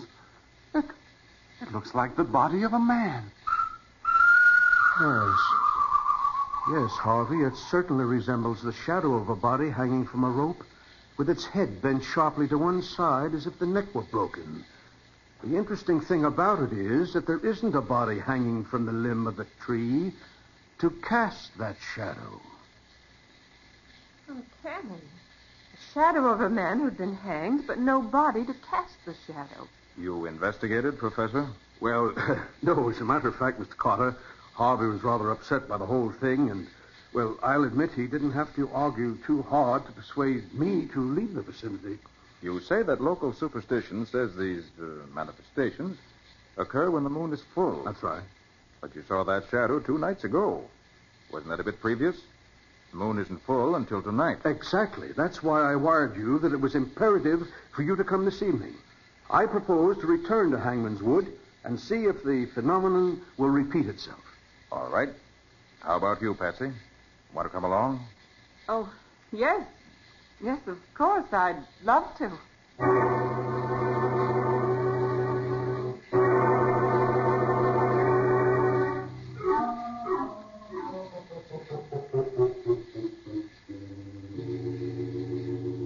Well, here we are, Mr. Carter. Now, this is the gallows tree, and there is the old barn on which the shadow appeared. Everything is just as it was the other night. I don't see a blessed thing, do you, Nick? Wait till the moon rises above the treetops. That should be any moment now. Yes. Yes, here it comes.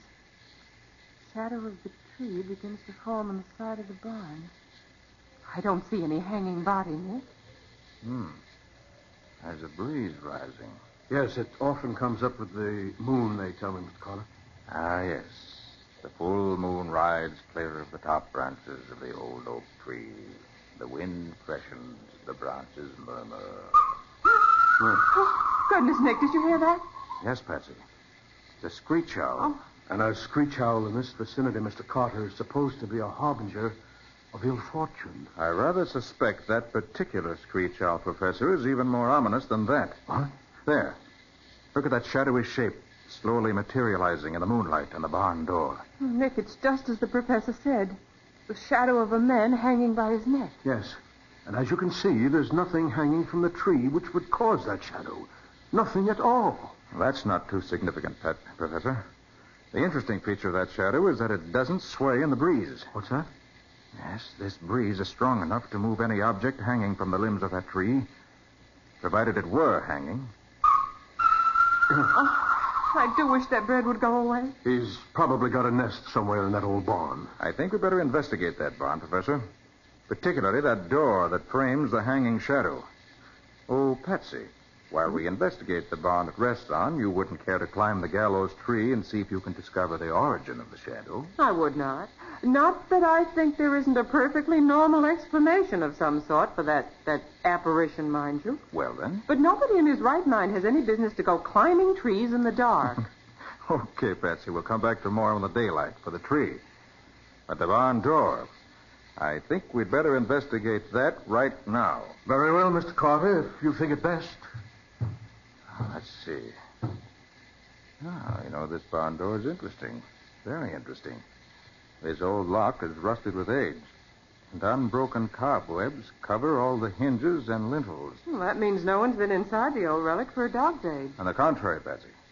Someone has been inside, and very recently. What? He was driving a horse and wagon. Look here, the ruts in the soft earth. Oh. The ones going into the barn are rather light.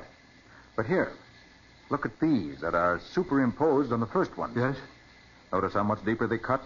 How the horse coming away from the barn dug his hoofs in as though pulling a heavy load? Oh, good heavens, Mr. Carter. You don't mean there's another mystery besides the shadow of the hanging man? Oh, dear. Now we have a horse and wagon that can drive through a barn door that's been locked for years. Maybe the driver just said open sesame and the door disappeared into thin air. No, the trick is slightly more obvious, Patsy. I'd like to have a look a little higher up. Professor. Yes? Bend over so I can climb up your back. I want to stand on your shoulders. Like this? Yes, that's it. All right, now steady. All right. I've got you. All right. Yes. Yes, I was right. There's a long crack running parallel with the ground. That means the hinges are on the inside. The whole wall swings inward. All right, steady, Professor. I'm coming down. Right you are. Now, let's see what happens if we push the bottom of the wall right about here. All right, all together now. Oh, Nick, it's swinging up. It's open. Say, that's neat. Must work on a system of pulleys and counterweights. Oh, gosh, Nick, it's dark in there. Well, it's not too dark when you get used to it. I've got an idea there may be something interesting hidden in here. Something that someone has gone to great pains to keep secret. The hidden door, the bodiless shadow are all part of a plot to keep interlopers from... Oh, Nick, something swished at me. Calm yourself, Patsy. It's only a bat. Old barns are usually full of them. Yes, there's another. I definitely don't like that. They get in your hair. Oh, nothing here. Nothing but a bit of old hay in this corner. Oh, there's nothing in it. Nothing. Here, wait a minute. Hold on. Huh? What is it, Nick? There's a hole under the hay. A hole leading down. Give me the flashlight, Patsy. Here. Thanks. Great Scott, look there. It's the entrance to another pirate hole with a ladder leading down into it. That looks like one of the deeper ones. Oh, Nick, you don't expect us to crawl down there. No, Patsy. Whatever was hidden down there was removed in the heavily laden cart whose tracks we saw outside the barn. See? Here's the imprint of kegs that have been rolled across the soft ground. And here one was stood on end. Yes. And look, here one of them sprung a leak. There's a small trail of blackish powder. Well, what do you make of that, Patsy? No sort of acid, Nick, like gunpowder. Right. Oh, good grief, Professor, put out your pipe. Yeah, what for? Oh, it's dangerous to smoke a pipe in a place that's bulging with gunpowder. But it's not bulging with it, Patsy. There isn't enough left here to fill a firecracker. Someone's got wind of the fact that Professor Mackert called us in, and the whole lot's been removed. Yes, but where, Mr. Carter? For what purpose? I wish to heaven I knew. The amount of explosive that was carried away in that heavily laden cart can do a great deal of rather serious damage. Nick, what do you suppose they're planning to blow up? I don't know yet, but I hope to find out shortly. First, we send off 2 telegrams. Okay. One to the FBI asking for any information they may have regarding Dynamite Joe Porter and his gang. Dynamite Joe? Yes, I've heard of him. He's the notorious English criminal who specializes in blowing up banks. And also wrecks railroad trains. If he thinks they're carrying anything that might interest him. Where's the second telegram going? To Annapolis. Well, why Annapolis? Because Annapolis, which is a bare 5 miles up the river, is the site of a government powder magazine. I want to know if they've missed any of their stores lately. Yes, and I think I may even send another telegram to the Port Authority at Norfolk. Come on. We better hurry back to the telegraph office before it closes. There are a great many things to do, and too little time to do them.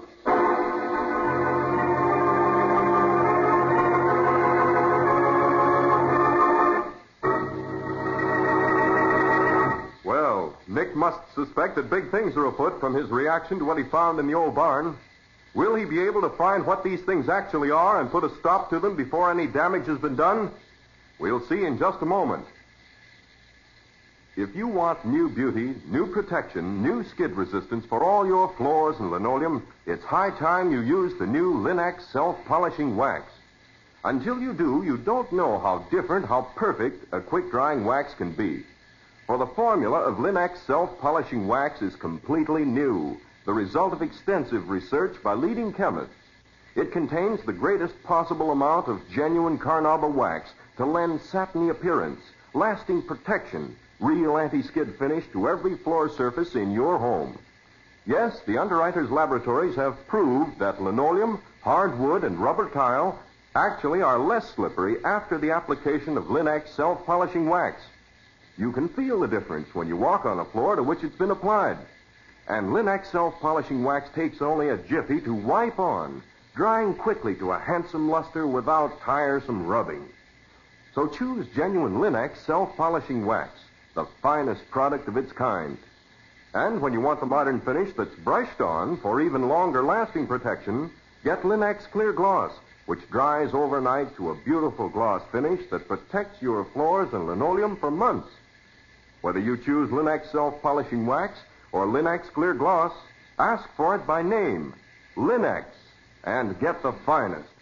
You'll find all three great Linex home brighteners and Chemtone, the miracle wall finish that dries in 1 hour, at hardware, paint, and department stores everywhere.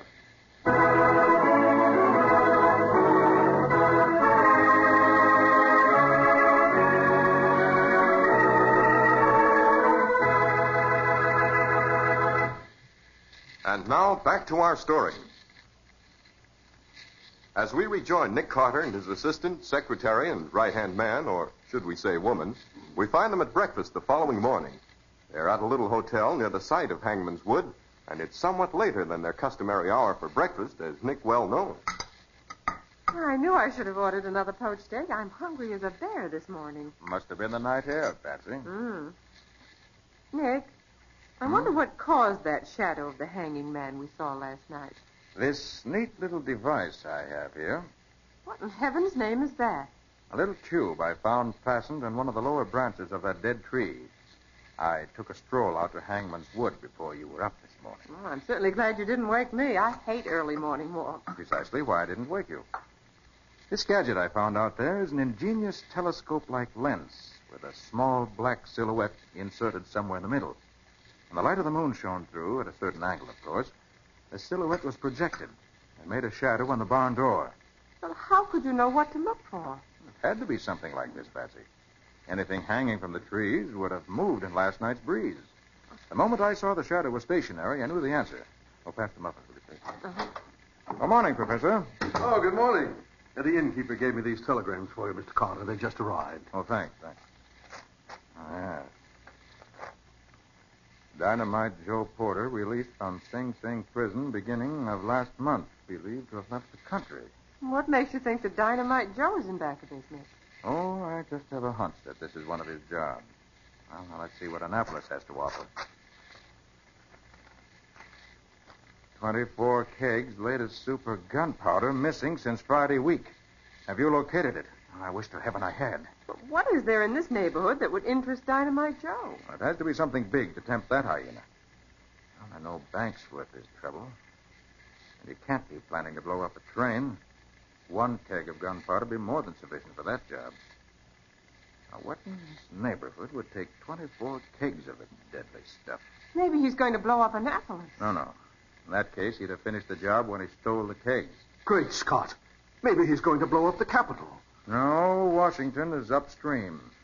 He wouldn't have hidden the dynamite 5 miles downstream, if that was what he had in mind. Oh, of course. Besides, neither of those blastings would interest Joe. He only dynamites for personal profit. Now, what could that be between here and Annapolis? Well, there's nothing between here and Annapolis, Mr. Carter, but the Smithfield Marshes. About the dreariest stretch in the whole Potomac Valley. As you know, the ocean's tides are still in evidence in this district, and from here to Fort Whitney, the flats or marshes behind the river wall are well below the level of the river at high tide. You know, the last time the river wall broke, the water level of the river dropped so fast that several boats were left stranded on the shoals. That's it. Of course, the river wall. Eh? Oh, what a fool I was not to have thought of it before. There must be some boat coming up the river with a cargo valuable enough to attract Joe's attention. But, Nick, Professor, get your hat. Yes. Patsy, tell the innkeeper to provide us with a small boat suitable for rowing.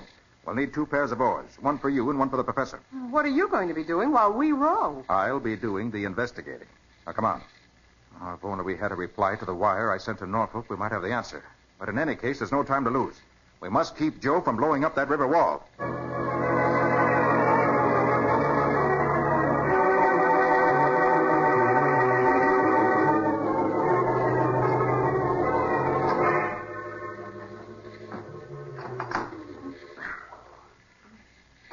Faster, you two.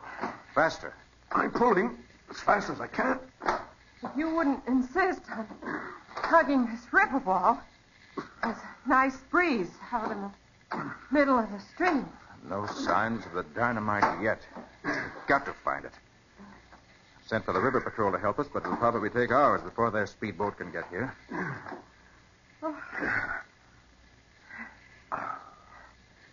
Oh, Nick, I just remembered something. What? Another telegram. Came for you while you were seeing about the boat. Must be from Norfolk. Oh, let me have it, please. Oh, I'm sorry, Nick, but you rushed us off in such a flurry, it went right out of my mind. Here you are. Thanks. The Nancy Conliff, carrying cargo of captured German gold found in salt mines due to reach Judith Point at 10:30 this a.m. What? So that's what Dynamite Joe was after. Quickly, both of you. Back to your oars. Right. Now, wait a minute. Here's something. Something in a cylindrical tin container tucked into the side of the wall just above the waterline. And here's a wire connecting it to another. And another. Yeah. Professor, this whole section of the wall is mine. If you want to set it off by an electrical charge running along this wire. What time is it now? 10:21. If that boat is due at 10:30, the explosion is due any minute. Then let's get out of here. No, Patsy, we got to go on. Right, slowly. There's something I've got to do. I've got to find out where this wire leads. Where he's hidden the machinery with which to set off this explosive. Yeah, it seems to lead to that little shack half overhanging the water, doesn't it? The one over here at the end of the river wall. Yes. Yes, this is the place. All right, stop, Betsy. Okay. Cars fast so we won't drift away. No granny knots, please. You can depend on me, Nick. I used to be a Girl Scout. Let's see. Oh, there's a little trapdoor on the floor of the shack where it hangs over the river. I hope it's not locked. Open. I'm going to take a look inside. If I stand up, I should just about be able to see. Yes, this is the place. Oh, Nick, you're rocking the boat. I'm going to pull myself up. You two can follow suit. Steady. You next, Professor. You'll just give me a hand, Mr. Carter. I'm not as agile as you are. Thanks. All right, come on, Patsy. I think we can pull you through between us. I can make it myself, thanks. Maybe, but I'll give you a hand anyway. Now, up you come. There. Oh, well, you didn't have to be so rough about it. I'd have made it. Righto. Now you're all here. Get your hands up in the air. Nick, look. Yes. This, unless I'm mistaken, would be Dynamite Joe Porter. Stick him up, as you say on your side of the ocean. Seems to be determined. All right, Joe. They're up. That's better. What kept you blokes? I've been waiting for you all morning. I hoped you wasn't going to be late for the big event. I wanted to show this Mr. Nick Carter how it's done on our side of the big pond. Well, now, that's right neighborly, Joe. But aren't you going to search us first to see if we're armed? Not me. In the first place, I ain't giving nobody a chance to do me dirt whilst I'm busy with another chap. Besides, weapons will do you no good, but don't take your hands down, because one false move and you're a goner. What are you going to do with us, Mr. Dynamite Joe? I got that all planned out, sister. There's a little steamer coming up the river in a few minutes, the Nancy Conliff. Not much to look at, but she's got a cargo of gold bars in her hold that'll make me as rich as Mr. Rockefeller. Delightful. You and me and Mr. Carter here are going to wait right here until this here Nancy Conliff runs round the bend. You keep your hands in plain sight all the time and we don't have no trouble, see? When the boat shows up, I blows up the river wall, the water rushes out across the lowlands, and the boat finds she ain't got water enough to sail in and runs aground. Then my lads have a launch all ready and waiting. They knows what to do. They takes over while I finishes off you nosy snoopers so you won't never bother no one again. You understand what I'm getting at? I'm afraid I do, but I don't quite like it. Or maybe something will happen to prevent him from carrying out his unpleasant little scheme. Don't get discouraged yet, Patsy. Spoken like a man, Carter. You don't disappoint me, you don't. I've heard you was a gameman. Thank you. How much longer do we have to wait for the Nancy Conniff to appear? Only a few minutes more, matey. Just make yourself comfortable while you're waiting. I'd finish you off now, but the boat might heave inside in the middle of the execution. And I can't let nothing interfere with that part of the plan. First the boat, then you blokes.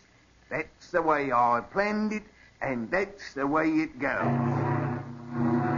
Nick. Yes, I heard it. I heard it too, mates, and the time's come. When she gets a little further upstream, I'm going to press this here lever in this box. And when I do, it'll be the biggest racket you ever heard. All right, now, here she goes. And I can't tell you how happy I am to have you here as audience. Now then, 1, 2, 3. What that? Something gone wrong, Joe? What could go wrong? I'll fix this up myself. It's got to be right. What the... All right, Joe, get your hands in the air. Fast. Get him up, my son. Way up. That's better. I'll keep him that way. Oh, good for you, Nick. Oh, that was excellent, Mr. Carter. I feel much relieved. Oh, so do I. Now, Professor, get that rope over in the corner and tie up this big shot from overseas. I think the authorities would like to take care of him for the rest of his life.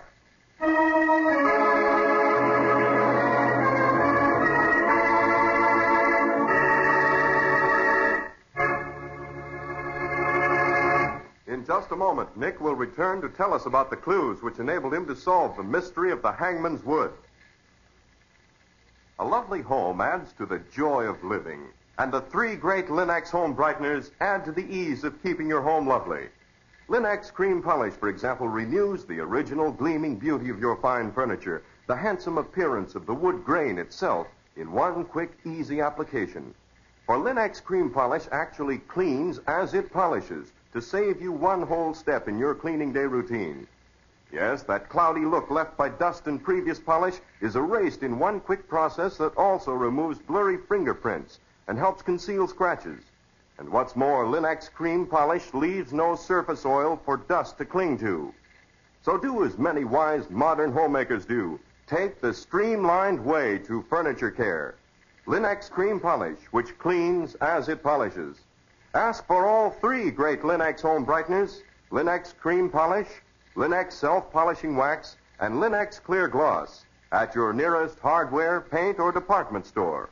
Your headquarters also for Chemtone, the modern wall finish that beautifully decorates the average room for only $2.98.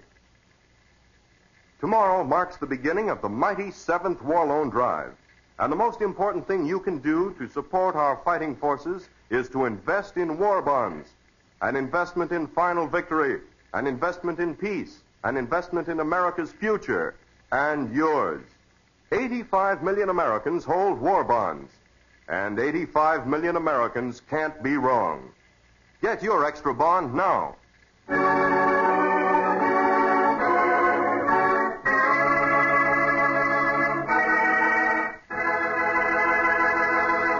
Now let's hear from Nick Carter himself. Well, Nick, that was a pretty close call you and Patsy had. Well, not as close as you might think, Ken. No? Why, if something hadn't gone wrong with Joe's apparatus, the gunpowder would have gone off, and you wouldn't have had as good a chance to capture him the way you did. But I knew the gunpowder wouldn't go off. But how could you possibly know that, Nick? Well, it was this way. As we rode along the sea wall, I punched a hole in each can of powder with my knife. And as the tide came in, the water flooded the cans and soaked the powder so it wouldn't explode. Oh, Nick, you're wonderful. I'll say, but suppose the tide had been going out instead of coming in. Wouldn't have made any difference, Ken. Because just to be sure, after I punched holes in the cans, I also cut the wire. You always think of everything, Nick.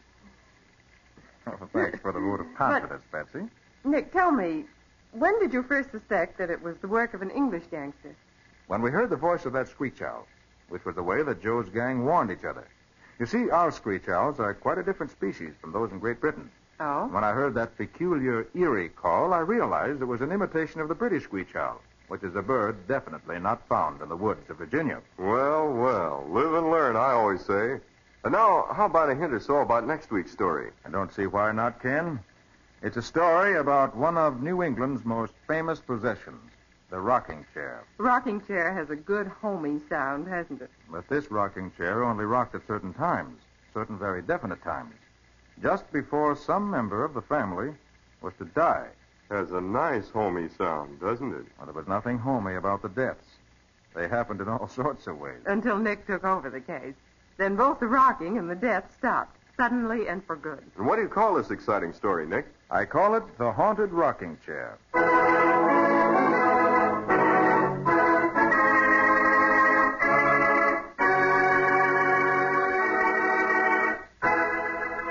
Nick Carter, Master Detective, is copyrighted by Street and Smith Publications, Incorporated. Lon Clark is starred as Nick with Helen Choate as Patsy.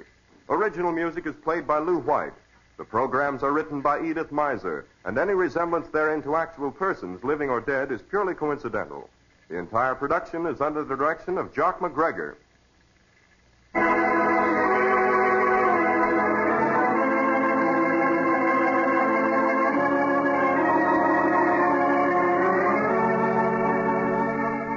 Nick Carter, Master Detective, is presented at this time and over these same stations each week by the three great Linex home brighteners: Linex Clear Gloss, Linex Cream Polish, and Linex Self-Polishing Wax.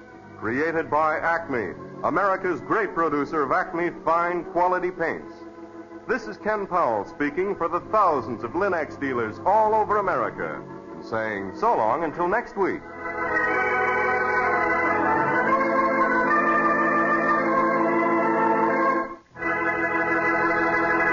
This is the Mutual Broadcasting System.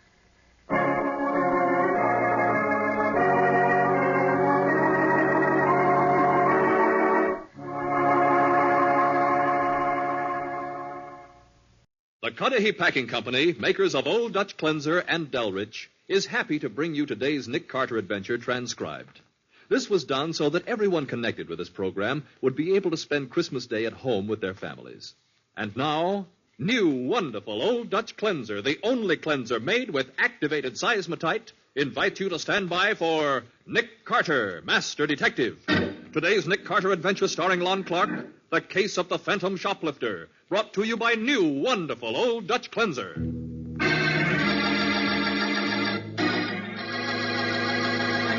It is mid-afternoon as Sergeant Matheson and Nick Carter in a speeding police car turn into a street of cheap rooming houses.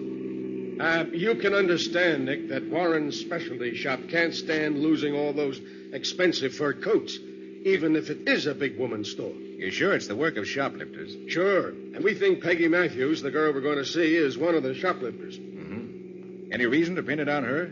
Well, one of the store detectives spotted her in the store this afternoon, but she got away from him. But after she left, another fur coat was gone. You just found out where she lives, huh? Yeah. We learned who she was from a beautiful set of fingerprints she left on a plastic case she'd been handling. So I got a warrant to pick her up on suspicion. How many fur coats have they lost, Matty? Oh, a dozen or more, Nick. Each of them worth over $3,000. Yeah, quite a loss. Yeah. Must have been mink, huh? They were. What do you want? What? Well, who are you? This is my rooming house. I'm the landlady. We want to see Peggy Matthews. What do you want Peggy for? Take a look at this badge. Couple of flat feet. Whoa. Okay, second floor, turn right, enter the hall. Well, that's better. Come on, Nick. Right with you. Now, hope you fall and break your heads. Thanks. She said turn right at the top of the stairs. Yeah.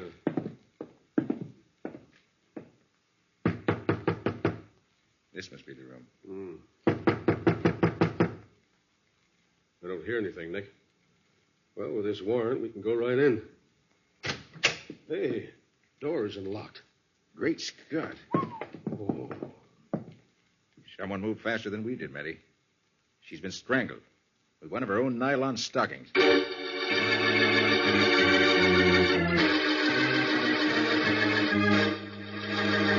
Nick and Matty are back in the murdered girl's room after unsuccessfully searching the house for the killer. Several men from the homicide squad have just arrived and are going to work as Patsy Bowen hurries in.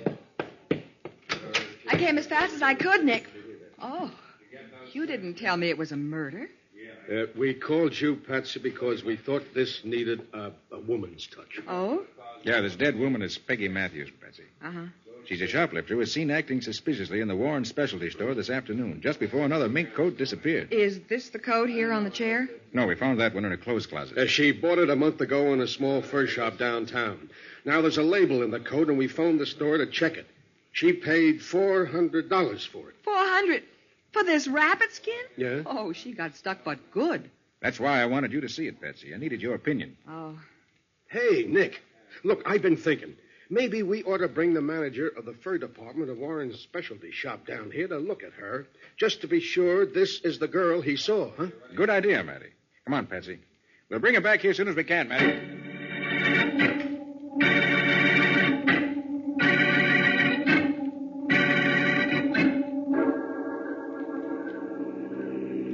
So this girl was murdered before you could talk to her, eh, Mr. Carter? That's right, Mr. Dodd. You sure you'd recognize her again? Oh, yes. This particular girl snooped around the fur department for some time. Although I didn't see her take anything. But you kept an eye on her. I'm afraid I didn't. You see, I was very busy with Miss Robard. Miss Robard, she's a fashion expert on one of the women's magazines, isn't That's she? right. Oh. Too bad this girl is dead, Mr. Carter. One of our most expensive fur coats was missing right after she left the store. Maybe she could have told us what happened to it. Well, if we want to know where that coat went, we'll have to find out some other way, Mr. Dodd. The final curtain has fallen for Peggy Matthews.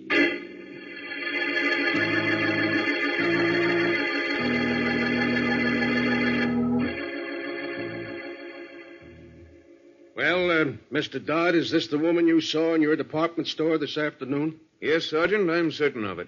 No question at all. Uh-huh. Well, okay, Mr. Dodd, and thanks for coming down. Oh, Patsy and I'll run you back to the store, Mr. Dodd. We want to get a full description of the stolen coats anyway. Can we leave at once, Mr. Carter? You see, Miss Robard is waiting for me to get back. We've been in conference all afternoon, but there's still a lot left to do. Sure. We'll leave in just a moment. Hey, Matty. Yeah, Nick. Did you dig up anything while we were gone? Well, just one thing, Nick. The landlady broke down, finally, told me that Bruno Seeley has come here to see Peggy a couple of times recently. Bruno Seeley, eh? Smart character. I'll have a talk with him shortly. Oh, Mr. Dodd, would you give me your expert opinion as to the value of this fur coat? It belonged to Peggy. She didn't shoplift that from our store, Miss Bourne. I'd roughly guess it was worth about $150. Uh-huh. Well, Nick, I guess I'm a fairly good judge of fur values. Patsy means that she told us Peggy Matthews was cheated when she paid $400 for this coat, Mr. Dodd.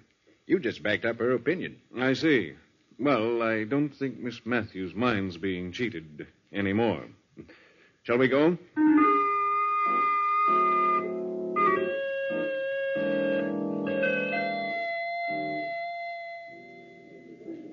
Miss Bourne, Mr. Carter, this is Audrey Robard, the fashion expert I told you about. Hello, Miss Robard. How do you do? How do you do, Miss Robard? I'm familiar with your work in the magazines. It's lovely. Why, thank you, Miss Bowen. Oh, Nick, just look at all these gorgeous fur coats hanging on the racks here. Yeah. Hey, Mr. Dodd, tell me, just how many coats have shoplifters taken from this store? Why, I can't say exactly. I don't have the figures. Are the prices on the coats? I mean, could anyone tell they were getting the best just by looking at the price tags? No, indeed. Each coat is marked with a code number. Only the sales lady knows what it sells for. And you have no idea how the coats were smuggled out of here? None at all, Mr. Carter. The store detectives assigned to this department have spotted shoplifters dawdling about, followed them to the street, and stopped them. But although we found a number of stolen items, there wasn't a single fur coat. Well, I don't think you're too careful with your coats, Mr. Dodd. All the time we've been talking, there's been a lovely coat lying right there on that display table with no one near it. Oh, that's my coat, Miss Bowen. I threw it down there as I came in. And it's not as nice as it looks from here. Oh, well, you've had it a good many years, Audrey. Nothing lasts forever. How right you are. Mr. Carter, why don't you go up and see Mr. Warren, the owner of the store? He might be able to tell you things I couldn't. Yeah, good idea. Is he here? Well, it's almost closing time, but I'm sure he's here. He never leaves until later than this. His office is upstairs, 4th floor in the rear. Good. I'll go see him. We need every scrap of information we can get.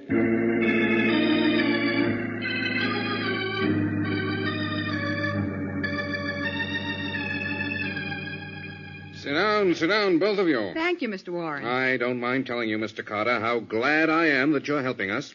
Tell me, Mr. Warren, just how many coats have been stolen? 15. And the cheapest of them retail for $3,100. Oh, say, they really made a haul, didn't they? Over $50,000, Miss Bowen. Golly. Your store detectives haven't seen anything suspicious? Well, there is one rather odd thing. What's that? Lately, we seem to be attracting an unusual number of professional shoplifters. Many of them are known to our detectives. But they haven't caught them with anything? Well, just small, miscellaneous items, Miss Bowen. Never anything really valuable. There's no way of smuggling the coats out through a crooked employee, perhaps. Absolutely not, Mr. Carter. Why, we've checked that thoroughly. Yet we're completely at a loss to know how the coats get out of the store. Well, thanks, Mr. Warren. Oh, not at all, Mr. Carter, not at all. Now, please don't hesitate to call on me for any sort of help at any time. I will. And we may have news for you soon. Good. We got one clue that may lead us somewhere. In fact, we're going to see the man in question right now.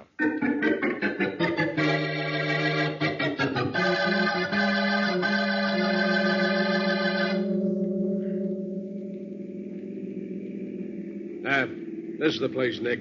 Seeley's Bargain Outlet. So that's what he called it. Wonder how legitimate the business it really is. Well, Bruno's already done one stretch as a fence for stolen goods. If anybody's in a position to direct a shoplifter's ring, Bruno Seeley's the man. Well, Matty, come on. Let's see what he has to say. Right. Nick, all the fur coats that were stolen were the very best quality, weren't they? According to Mr. Warren, they were. Mm-hmm. But, Nick, if Peggy Matthews got gypped on the coat she bought for herself, how would she know enough to pick out a really good one? The prices weren't on the coats. Say, that's a very good thought, Patsy. If Peggy got cheated so badly when she bought her own fur coat, it's proof she didn't know good furs from bad. Hey, that's right. Oh, Patsy, it takes a woman to notice a clue like that. And if I'm right, Peggy had nothing to do with stealing any of those coats. Not unless someone pointed out the good ones to her first. Yeah, Nick. Well, come on, let's go in and see if Seeley can throw some light on this.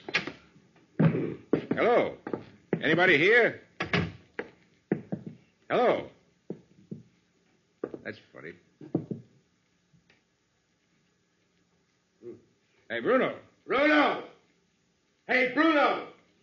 Maybe he's in the back room. Yeah, could be. Hey, the back room's empty, too. What's that? Sounds like somebody in pain. It's coming from inside that closet. Great Scott, it's Bruno. He's been stabbed badly. Listen to me. Just a minute. He's trying to tell us something. Can't seem to breathe. Bruno, I'm Nick Carter. Who stabbed you? Don't know his name. Not his real name. Yes, Bruno. See Marge Barnett. Go see Marge Barnett. Marge Barnett. All right, Bruno. In my pocket. Key. Post office box. Clark Street Station. Package. Nick, I better call an ambulance. That won't be necessary, Matty. He's dead.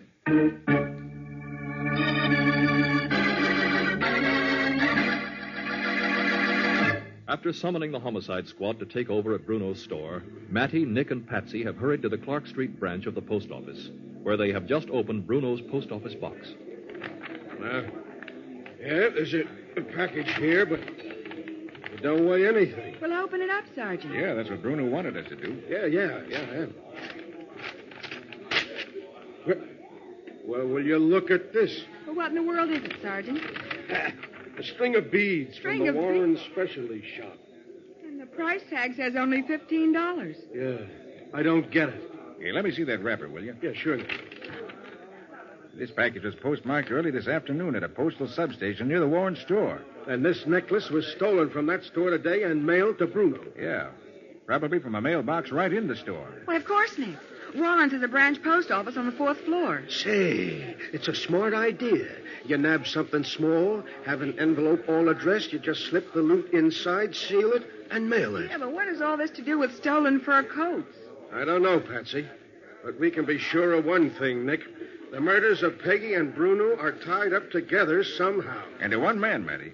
Bruno said it was a man, but we didn't know who he was. And just who is this Marge Barnett Bruno wanted us to see? She used to be a pretty good confidence woman, Patsy. Confidence woman? Yeah, Patsy. Lots of these confidence women turn to shoplifting when they begin losing their nerve or their looks. Look, I can get her address from our records, Nick. And you and Patsy can go and see her, huh? Sure, Matty. I'm going back to Bruno Seeley's store. I want to finish my report. Okay, Matty. Patsy and I'll see Marge Barnett. We better hurry because the murderer may have the same idea.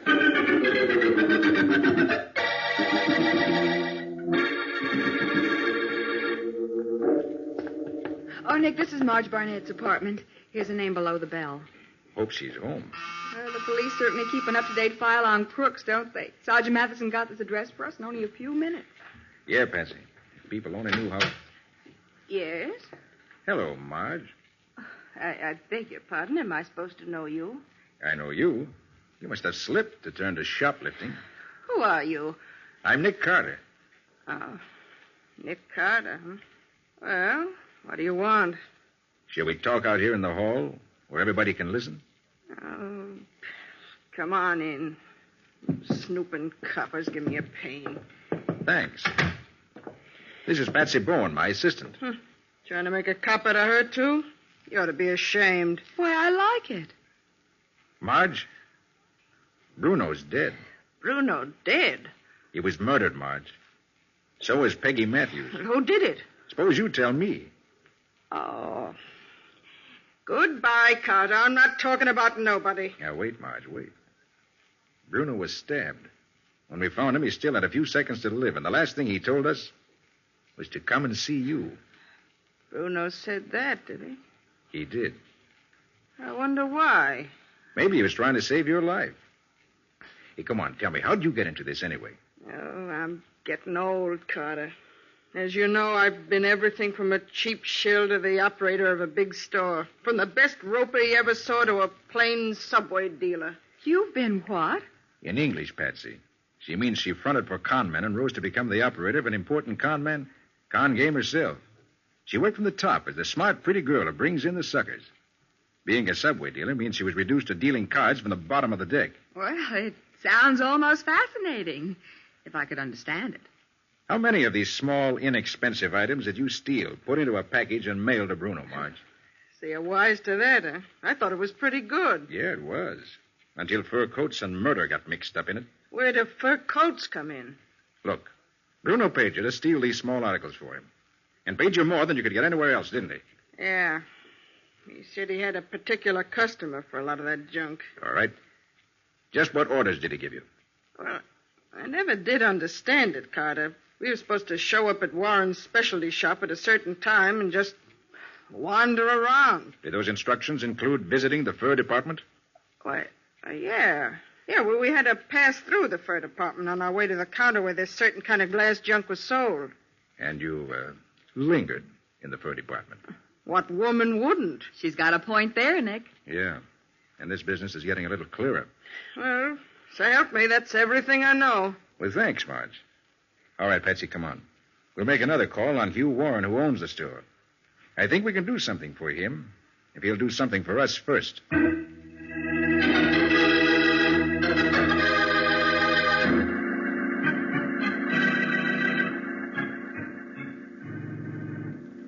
I hate to bother you at your home like this, Mr. Warren. It's perfectly all right, Mr. Carter. Perfectly all right. I hope we're not interrupting your dinner, Mr. Warren. Dinner? Why, Miss Bowen, it's after 9 o'clock. Oh. Well, so it is. We've been pretty busy. Well, have you learned anything? Enough so I think we're on the right track, Mr. Warren. Good, good. We'd like a key to your store and permission to go inside tonight. I want to look around a bit. Why, I think that could be arranged. But a word of warning, Mr. Carter. This store is wired for burglar alarms, not only the outer doors, but many places inside the store. For example, the door to the cashier's office will flash an alarm if it is entered without a key. And there are other things to look out for, too. We'll be careful, Mr. Warren. I think you'll have no trouble if you follow my directions. Now, if you have a pencil, I'll give you a list of things to watch out for.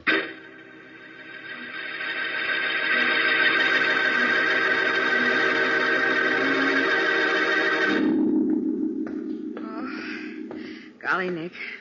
I never realized how lonesome a store like this can be after everyone's gone. Yeah. Wonder where the watchmen are.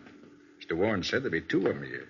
We haven't run into either one of them yet. Well, it's positively eerie in here with just our 2 flashlights for company. I see. According to Mr. Warren's directions, we turn right here. Yeah, that's what I'm looking for. Hey, lights are on in here. Oh, Nick, look at all the fur coats, dozens of them. All second-hand, Patsy. Huh? Oh, yes, so they are. But some of them are still lovely. I know, Well, that's funny, Nick. What's funny? Remember how I thought for a minute this afternoon that Audrey Robart's coat was a new one? Yeah, what about it? Well, this coat here is her coat. The one I saw this afternoon. You sure? Positive. I took a close look at it as we went by, and I noticed this funny jagged tear in the lining. I'd know it anywhere. Good for you, Patsy. Now I know I'm right. What do you mean by that? He means you have good eyesight and an excellent memory, Miss Bowen. It's Miss Robart. Don't move, either of you. My father taught me to use a gun when I was a girl. I see Jason Dodd's with you, showing you all those coats he has in his arm, no doubt. Keep your hands up, Carter. You too, Miss Bowen. Yes, Jason and I stole those missing coats. We knew you'd find out, so we came back tonight to clean out the place. And we're going to. You can't stop us, Carter. Jason had his own keys, and he's arranged for the watchman to be in another part of the store for a while. Too bad we came in just when we did. Yes. It's too bad for you, Carter. Jason, put down those coats and walk around behind Carter and search him. Look, And do as I say, you fool. I know everything. We heard that much. Yes, we've got to finish it up. Keep your hands in the air, both of you. And don't reach for your purse, Miss Bowen. I know there's probably a gun in it. Looks as if you hold all the cards, Miss Robart. Jason, stand right behind Carter. Now reach over his shoulder. He probably carries his gun in his shoulder holster. Nancy, cut the lights and run for it. Back to the cashier's office. We'll have to... There's a phone there. We can call the police. Audrey, what happened? Oh, you fool, Jason. Letting him throw you like that. I couldn't help it. He moved so fast. When I reached over his Never shoulder... mind. They're headed for the cashier's office to phone. Well, we can stop that. The switchboard's right over there. I can even find it in the dark. And then find it. If we can stop them from calling for help, we've got them cornered.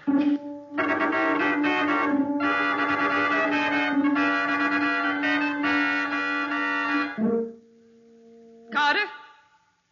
Carter, I know you're in that cashier's office. Then come and get it. Audrey, let's get out of here. Not before I take care of Carter and the girl. How? How are you going to do it? Listen, they're in the cashier's office. And that's the only door right ahead of us. Yes, but... Oh, stop sniveling. We got Carter's gun. Miss Bowen dropped her handbag, and I found her gun in it. Yes, that means yes, they're unarmed. We can smash the glass panel in the door of the cashier's office and get them that way. But, Audrey... Grab one of those chairs and throw it through the glass. Okay, I guess you're right. Here goes. Oh, there, that does it. Carter, you can come outside and get it, or I'll come in after you. It makes no difference to me.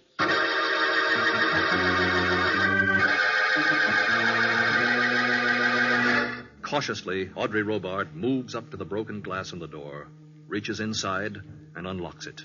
Jason Dodd hovers uncertainly behind her. Carter, are you coming out? All right, if you won't come out, I'm coming in. Stay beside me, Jason. There aren't many places they can hide. Please hurry. It's been at least 10 minutes since I smashed that door. You were so darn careful. Take it easy. Even without a gun, Carter's still pretty... Okay, you two. Drop the guns or we'll drop you. Cops! The police! I said drop those guns. In 1 second we start shooting. Okay. Okay, we give up. You, Dodd, kick those guns my way. All right. That's better. Nick. Hey, Nick. Are you in there? Right here, Matty. What kept you?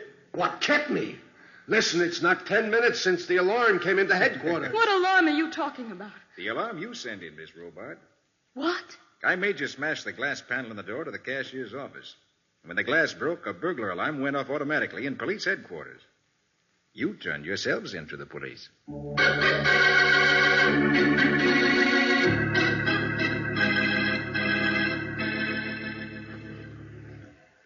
All right, Nick. Give with the details. You say it was worked with second-hand coats, huh? That's it, Matty.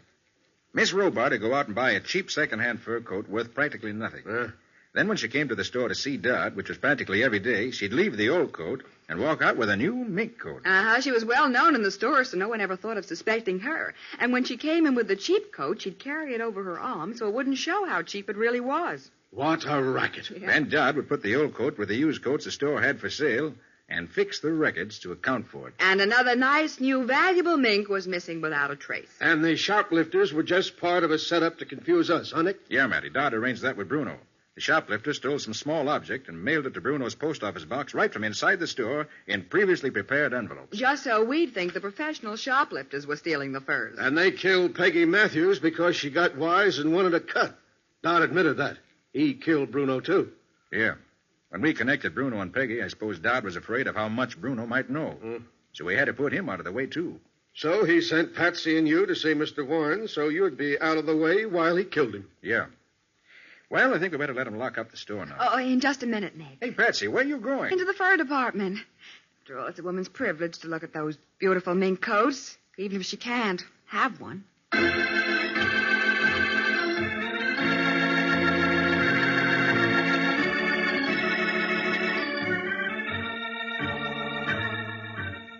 Nick Carter, Master Detective, is produced and directed by Jock McGregor and is copyrighted by Street and Smith Publications, Incorporated. Lon Clark is starred as Nick, and Charlotte Manson is featured as Patsy. Ed Latimer plays Matty. Today's transcribed adventure was written by Norman Daniels, with original music played by Henry Silverne.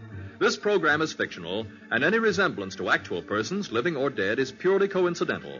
This is Michael Fitzmaurice saying, when minutes count, use new, wonderful Old Dutch Cleanser.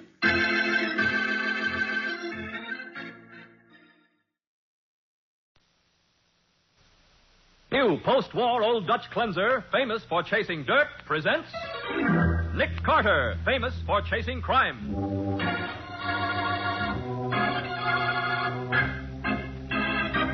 Every week at this time, two great names are joined as new post-war Old Dutch Cleanser brings you one of the most resourceful and daring characters in all detective fiction, Nick Carter, Master Detective.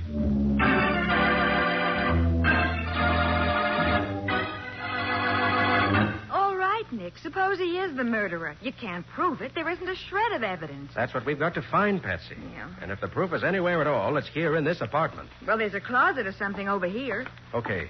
You look in there while I go over these papers. Uh-huh. Don't try to struggle, Miss Bowen. This is a knife I'm holding at your back. Now, the case of the tattooed Cobra. Today's adventure starring Lon Clark as Nick Carter. Brought to you by new post-war Old Dutch Cleanser. Sergeant Matheson of the Homicide Squad is one of Nick's best friends. But it isn't a social call that brings Matty to the office this morning. Hey, Nick, you remember telling me last year that somebody wanted you to look for the heir to the Bristol estate? Oh, yes, Matty.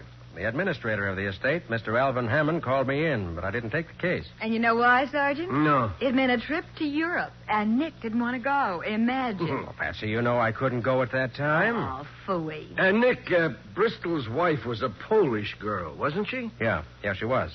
When she divorced him 20 years ago, she took their son back to Europe with her. Uh-huh, and that's the last anybody ever heard of them. Oh, no, not quite, Patsy. Mr. Hammond had some French detectives working on the case.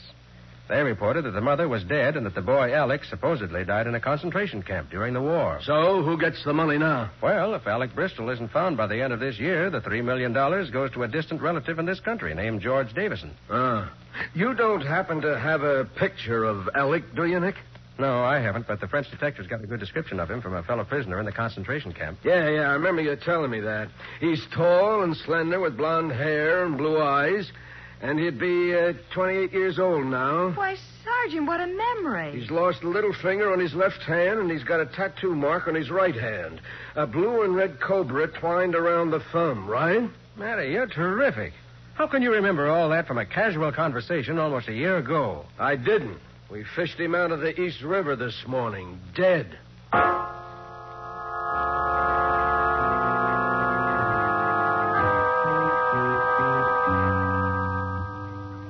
Well, there's the body, Nick. It's Bristol, isn't it? Certainly fits the description. It's just as the sergeant described it, Nick. A red and blue cobra twined around the right thumb. I know, but there's one detail that's been kept a secret. They only told me because they expected me to take the case. Yeah, what's that, Nick? If this is really Alec Bristol, the Cobra should be holding a shield in his mouth. It's his mother's family crest. That was to be the final identification. Well, Nick, that's it, isn't it? Yes, it's there, all right. So he didn't die in a concentration camp after all. No. Must have come to this country to get his inheritance. No, maybe so, but he didn't get it. Why, what makes you think that, Matty? Why, his clothes, Nick. They were cheap and shabby. He wouldn't be dressed that way if he had $3 million. Yeah, I guess you're right.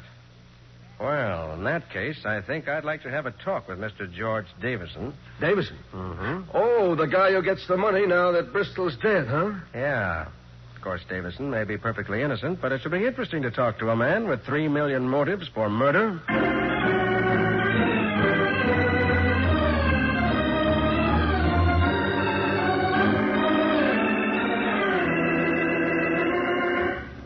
Davison will be here in a moment, Carter. He's upstairs in his room. So he's already moved into the Bristol home, has he, Mr. Hammond? Why, yes. As administrator for the estate, I saw no reason to let the house stand empty, especially since I expected to turn the property over to him at the end of this month. That is, I did until I got a letter from Alec. Oh, you really heard from Alec Bristol? Yes, last week, Miss Bourne. We've been running advertisements in European newspapers, 15 different countries, hoping that Alec was still alive. And he saw one of the ads? Yes, he was living in Marseilles. He wrote that he was taking the next boat for the States. What a break. The minute he gets here, someone stabs him in the back and throws his body in the East River. I can't understand why he didn't get in touch with me as soon as the boat docked. I'll bet George Davison is glad that he didn't. Yes. Oh, I like George well enough, but, well, Martin Bristol and I were lifelong friends. And I did hope I could turn the estate over to his boy. Oh, I say, Hammond, you didn't tell me we had guests. Oh, come in, George. Come in. Miss Bowen, Mr. Carter, this is George Davison. Hello. How do you do? Well, what's everyone looking so serious about? Don't tell me the long-lost son and heir has finally arrived. Yes, George. Alex has arrived, but he's dead. Dead? Oh, I say, not really. Alec Bristol was murdered last night, Mr. Davison. Murder? Well, the estate comes to me, after all, eh? Yes, I suppose it does, George. Well, who popped him off? Do you know? That's what I'm trying to find out. Mr. Davison, the medical examiner says the murder took place sometime between 10 p.m. and 2 this morning. Where were you at that time? Where was I? Yes? Why, I went up to my room about 9 o'clock to read. You remember, Hammond? Did you go out again? Well, no, of course not. But George... Yes, Mr. Hammond? Nothing. You started to say something. Only that I remember now that George did go upstairs early. I see. Mr. Hammond, if Alec Bristol had sent you a letter or a cablegram to tell you the exact time of his arrival, could anyone else have got hold of it before you did? Why, yes, I suppose so. Dobson leaves the mail on a table in the entrance hall. Now, see here, Carter. Are you insinuating that I murdered Alec Bristol? Not at all, Mr. Davison. I'm merely collecting facts. I beg pardon, Mr. Hammond. Oh, yes, Dobson. There's a gentleman to see you, sir. Well, who is it? A tall young man, sir, with blonde hair. I didn't ask what he looked like, Dobson. Didn't he give you his name? Oh, yes, sir. He said his name is Alec Bristol.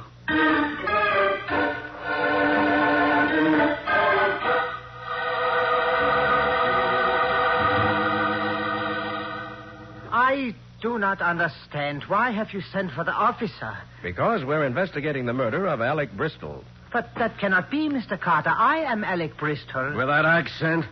Don't make me laugh. I have been in Europe since I am 7 years old. Almost I have forgotten how to speak the English. Maybe, but if you're Alec Bristol, who's that guy down at the morgue? I do not know.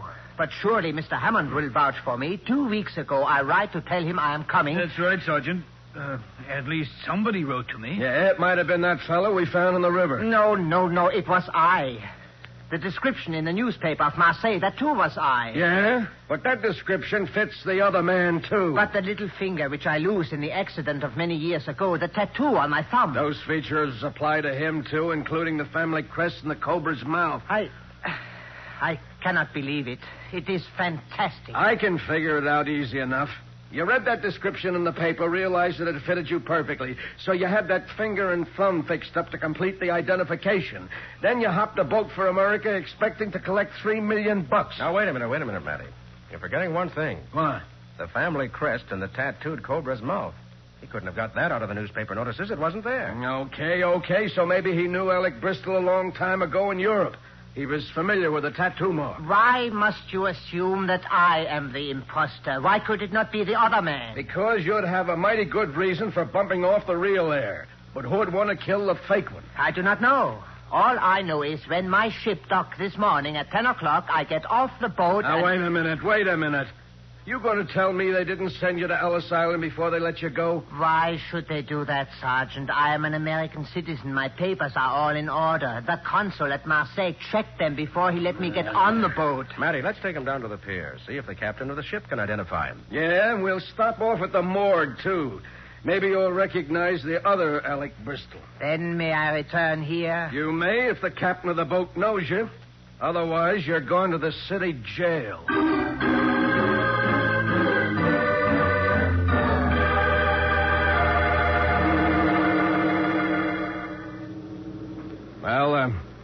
about it, Captain? You know him? Why, yes, Sergeant. This man came over on my boat, and we didn't dock until 10 o'clock this morning, so he couldn't possibly have been in New York last night.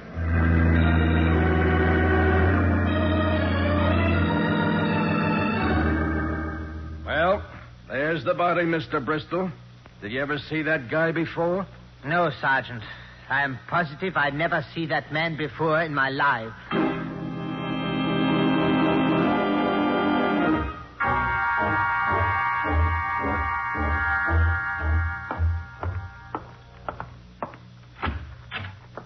Good afternoon, Mr. Bristol. Good afternoon. You are Dobson? Yes, Mr. Bristol. Come in, please. Thank you. Mr. Hammond phoned that everything was settled, that I should take my orders from you, sir. Oh, that was kind of him. Yes, there's a letter for you, sir. It came just a few moments ago. A letter for me? Yes, sir. A registered letter. I signed for it. Here it is, sir. But how strange. I do not know anyone in this country. Just a minute, Bristol, if that is your name. Ah, Mr. Davison. Until your identity is proved, I don't think you'd better open any mail addressed to Alec Bristol. But Mr. Hammond is administrator of my father's estate, and as long as he is convinced, Well? Dobson. Yes, sir. Get Mr. Hammond on the phone, please, and ask him to come out here at once. Yes, sir. Is anything wrong, sir? If this letter is true, a great deal is wrong. Maybe I know now why that man was killed.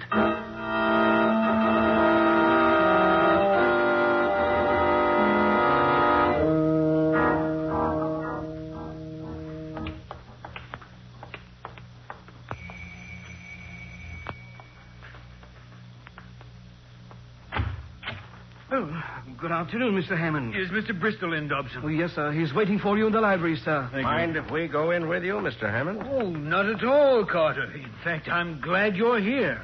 Has something happened, Mr. Hammond? Apparently, yes. Dobson says Alec found out something definite about the murder. Oh, yes, sir. He was very upset about it. Come on in, Carter. Is that why you're here? No. I came to ask the names of the people Bristol was living with in Marseille. After all, the identity angle hasn't been established for sure yet. I don't think there's any question that he's the real Alec Bristol. Here's the library. Alec? Alec? Dobson, didn't you say Mr. Bristol was in here? Oh, he was, sir. Those French doors are open onto the terrace. Perhaps he's out there. I don't think so, Betsy. Look over there, behind the divan. Why, it's a man's feet, sir. Carter, is it Alec? It's Alec, all right. And he's dead. Dead? Stabbed in the back. Oh. Just as the other one was. Better call the police, Dobson. Oh, yes, sir. I beg your pardon. No one answered the front door, so since it was open, I thought Who are you? Where did you come from? What's the idea of walking into other people's houses without... Did you say other people's houses? I did. Unless I'm mistaken, this is my house. Your house? Yes. I am Alec Bristol.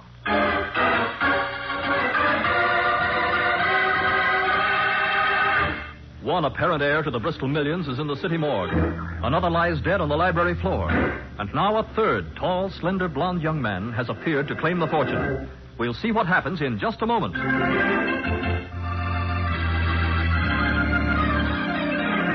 Now, back to the case of the tattooed Cobra. Today's adventure with Nick Carter, brought to you by new post-war Old Dutch Cleanser. Alec Bristol, heir to $3 million, can be positively identified only by a cobra tattooed on his right thumb. But one man with the secret tattoo has been found dead in the East River. Another has been stabbed to death in the library of the Bristol mansion. And now a third stands in the doorway, introducing himself. I beg your pardon. I'm Alec Bristol. But... Perhaps I should have advised you of my arrival, but the plane arrived from Portugal only a short while ago. Nick, look at him. He's tall and blond. All slender blondes named Alec Bristol seem to be a dime a dozen today. What's that? May I see your left hand? Oh, the missing little finger. Of course. Uh-huh. Now the right hand. You mean the right thumb, don't you? With the tattooed cobra? There. It's there, Nick. Naturally. And the shield is in the cobra's mouth. My mother's family crest. Carter, I don't understand. Nobody knew about that crest except you and me and... And who else, Mr. Hammond? Well, George Davison. But 3 men have shown up with that tattoo. How did they find out? Who told them? The police will be here in a few moments, sir. Thank you, Dobson. Is Mr. Davison here? Why, no, sir. He left half an hour ago. Said he was going into the city for dinner in the theater. Did you see Mr. Bristol? I mean the dead Mr. Bristol, after Davison left. No, sir. After I phoned Mr. Hammond, I went back to the pantry and stayed there until you arrived. What do you mean, the dead Mr. Bristol? Look, don't you think someone should tell me what's going on? Sure, I'll tell you. Over here. I want you to look at something behind the divan. There. Alec. Alec? You mean that's the real Alec Bristol there on the floor? Yes, but I thought he was dead. He is. I mean, 5 years ago in the concentration camp. They took him away and... So that's how you found out about the tattoo. You knew Alec Bristol in the concentration camp. Yes. He was my best friend. Friend? And you tried to steal his inheritance? I tell you, they said he was dead. What difference could it make to Alec? When I saw the notice in the Lisbon papers with the description... You realized that it fit you as well as it did him, huh? Yes, except for the missing finger and the tattoo. So I found a doctor who agreed to perform the operation and keep his mouth shut. I got forged passports... Why, you swindler! How do I know you didn't murder Alec? If he had killed Alec Bristol, seeing the body wouldn't have shocked him into admitting that he was an imposter. But you're not going to let him go free. The police will take care of him. The man I want to talk to is George Davison. Oh, speaking of Davison, Carter, there's something I didn't tell you this morning about him. I'm sure it doesn't mean anything, but... I know. You started to say something and then lied out of it. Well, perhaps you'd better tell the truth now. Well, it's only that... Well, I knocked on George's door during the evening, and he didn't answer. Of course, he may have been asleep. Or he may have been out of the house committing a murder. Is that it? Well, I don't believe it, but it's possible Nick, the real Alec Bristol was going to tell Mr. Hammond something about that first murder. That must be why he was killed. Do you know, Mr. Carter, it might help if we could only find that letter. What letter, Dobson? A registered letter that came from Mr. Bristol, sir. That's where he got the information he wanted to tell Mr. Hammond. You know whether he brought that letter into the library? Yes, sir. It was in his hand when he came in here. But it isn't here now? No, sir. I've searched the room thoroughly. Who else knew that he received that letter? Why, no one, except Mr. Davison. And me, of course. Davison again. Yes. Come on, Patsy. Let's get back to town. What's on your mind, Nick? Just one thing, catching a murderer. And I don't think it'll take very long now.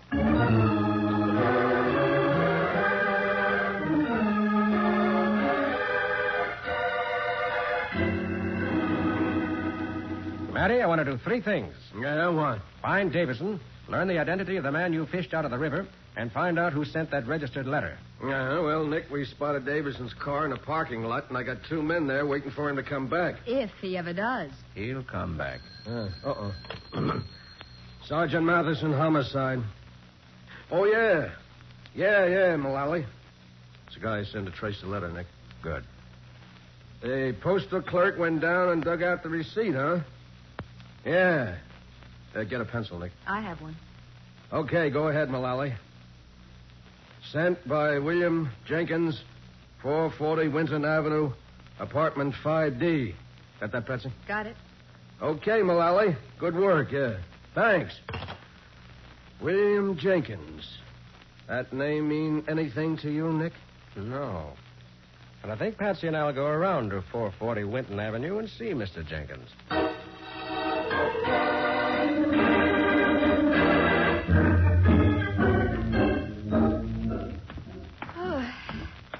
I'm glad this is the last flight. Cheer up, Patsy. The exercise will do you good. I only hope Jenkins is home. We'll know in a minute. Mm-hmm. Oh, yes, here it is, 5D. Evidently he's home, too. The door's partly open.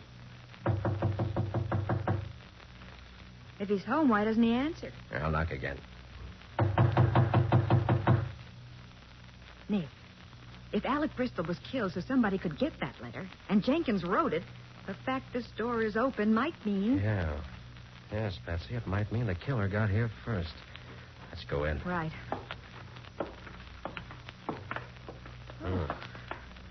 Nobody here. Yeah, but look at this room. It's been turned upside down. Been thoroughly searched, all right. But for what? Look at all those papers on the floor. Yeah.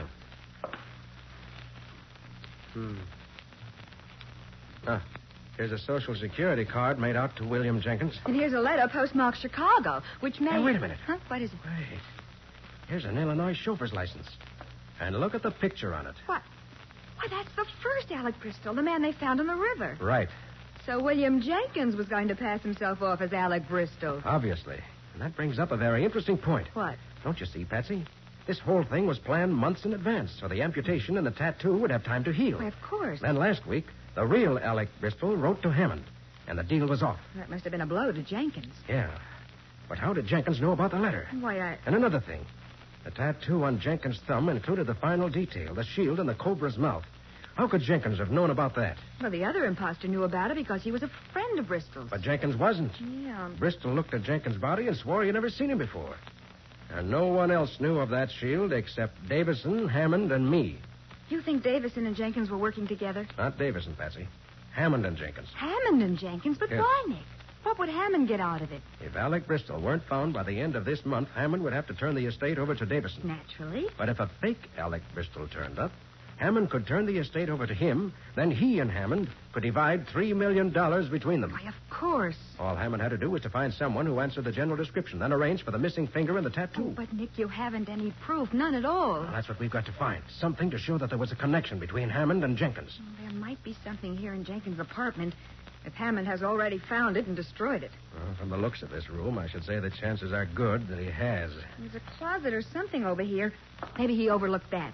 Okay, you take a look in there while I go through these papers more carefully. Uh-huh. Don't reach for your gun, Carter, unless you want the young lady to die. Make him let me go, Nick. Stay still, Miss Bowen. I'm holding a knife at your back. Don't struggle, Patsy. Hammond, if you hurt her... I won't as long as you both do as I say. Okay. First, toss your revolver over here. There you are. Good. You're a sensible man. So, you were hiding in that closet all the time, huh? I had to. I came here to destroy the receipt for that registered letter Jenkins sent to Alec, and before I could leave, you two arrived. What was in that letter, Hammond? The whole story, just as you figured it out. And when I told Jenkins that the real Alec Bristol had turned up and our deal was off, he threatened to get even with me by telling Alec about it, so I had to get rid of him. But you didn't know that Jenkins had already written Alec until Alec faced you with a letter. And then you had to kill him, too. That it? Quite right, Mr. Carter. Nobody saw me enter the house or leave it afterwards. And when I came back, you were just arriving. That gave me the perfect alibi. Yeah. Well, what's next? Don't think you can kill us, too. Not both of us. Of course not. I have enough cash hidden away to get me out of the country. And you're not going to say a word to the authorities until I'm safely gone. You seem awfully sure of that. I am, because I'm taking the young lady here with me. Oh, Nick, don't let him. Wait, Hammond, you can't take her. If I leave her, Carter, I'll leave her dead. I promise you that. Oh, no. Now get into the bedroom, Carter. I'm going to lock you in there before I leave. Nick, you can't He can't help himself, Miss Bowen. And Carter, if I hear you trying to break out or call for help before we're out of the building, I'll shove this knife right through Miss Bowen's back.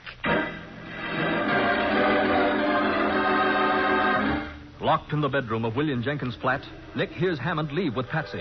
And he knows that Hammond won't hesitate to kill her if any attempt is made at a rescue.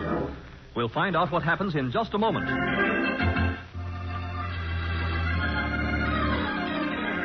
Now for the conclusion of the case of the tattooed Cobra. Today's adventure with Nick Carter, brought to you by new post-war Old Dutch Cleanser. Patsy walks slowly down the stairs and out the front door of the gloomy old tenement, conscious of the knife pressed against her back and of the man who's ready to use it if she attempts to break away. Now down the steps and across the sidewalk. You're not going to kill me, are you? I'm afraid I have to. Oh, no, please. Hammond. What? Drop that knife, Hammond. Drop it. You're breaking my arm. Drop it. That's better. All right, Patsy, pick it up. Got my gun out of his pocket. Sure, Nick, but where did you... I mean, how... When he locked me in the bedroom, he overlooked the fact that the bedroom window opened on a fire escape running down the front of the building. So I climbed down the fire escape and waited on the first floor platform until you walked across beneath me. Then I jumped him. He was going to kill me. Well, his killing days are over. Find the nearest police call box, Patsy. We'll hold him here until the police arrive.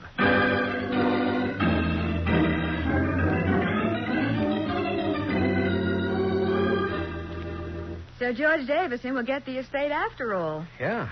He's the only relative left now. Uh-huh. Nick, there's one thing I still want to know. What? If Hammond planned to bring in a phony heir, why did he try to hire you to find the real one? Self-protection, Patsy. Huh? You see, if Alec Bristol really were alive, Hammond wanted to know it before he went ahead with the scheme. Yeah, I can see that it would have been disastrous for the real heir to show up after Hammond had produced a false one. Yes, Hammond might have got away with the first murder because Davison seemed to be the only person with a motive for it. But one killing led to another. Uh-huh, and that led to me. I suppose he figured the state could only make him pay for one murder, no matter how many he committed. Yes, but when Hammond goes to the chair, he'll find that once is plenty.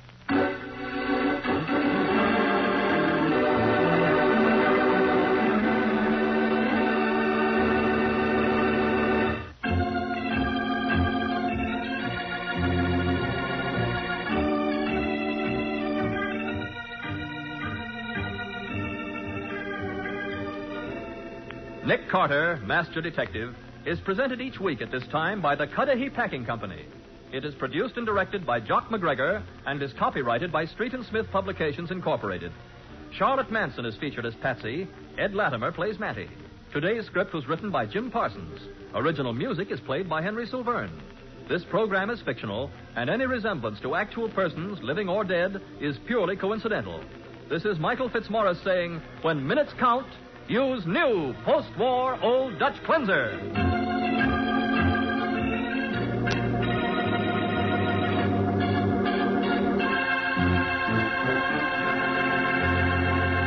This is the Mutual Broadcasting System.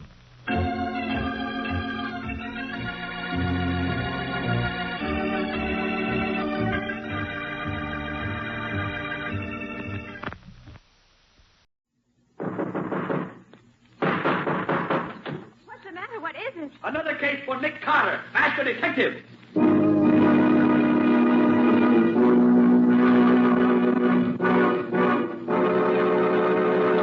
Yes, it's another case for that most famous of all manhunters, the detective whose ability at solving crime is unequaled in the history of detective fiction.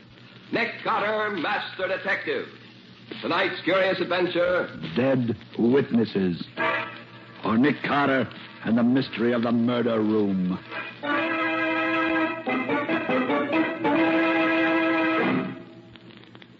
How about having me lunch with me in an hour or so, Pete? I haven't seen you in a dog's age. Oh, swell, Nick. Where can I meet you? Well, suppose we get... Nick, that guy across the street, they got him. Yes, come on. Maybe he's still alive. Well, maybe, but he doesn't look so to me. The way he's all crumpled up there. I'm afraid you're right, Pete. Right here. Help me turn him over on his back. Okay. Yeah. Well, he's dead, all right. Hey, Nick, will you look at who he is? Oh, our old friend Louis Morelli, the gangster. Well, he'll never muscle in on anybody's rackets again. He certainly took care of that. Yeah. Well, they can take his name off the blotter at headquarters. But, Nick, did you see who was in the front seat of that death car that went by us? Yes, Pete, I did. Slug Barron. Yeah, Nick, Slug Barron in person. Do you realize what this means? We now have something we've been trying to get for the past 3 years. Evidence against Slug that will let us put him away. Well, every detective on the force, including me, has been trying to get something on that thug ever since he pulled his first job here. Right, Pete. This should be good news to the whole city. Pardon me, but is he dead? Yeah, very dead. You know him? No, I never saw him before. But I did see him shot by someone in that car that went by.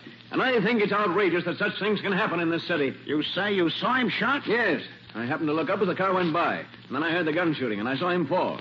You wouldn't be able to identify the man in the front seat of that car, would you? I'm sure I would. He was a mean-looking individual, and that big scar across his cheek was very plain.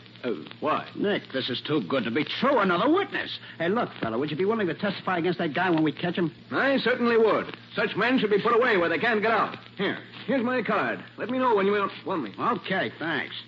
William P. Fletcher, 46 Main Avenue. Oh, boy, we'll call you all right, buddy. We've waited for this for 3 years.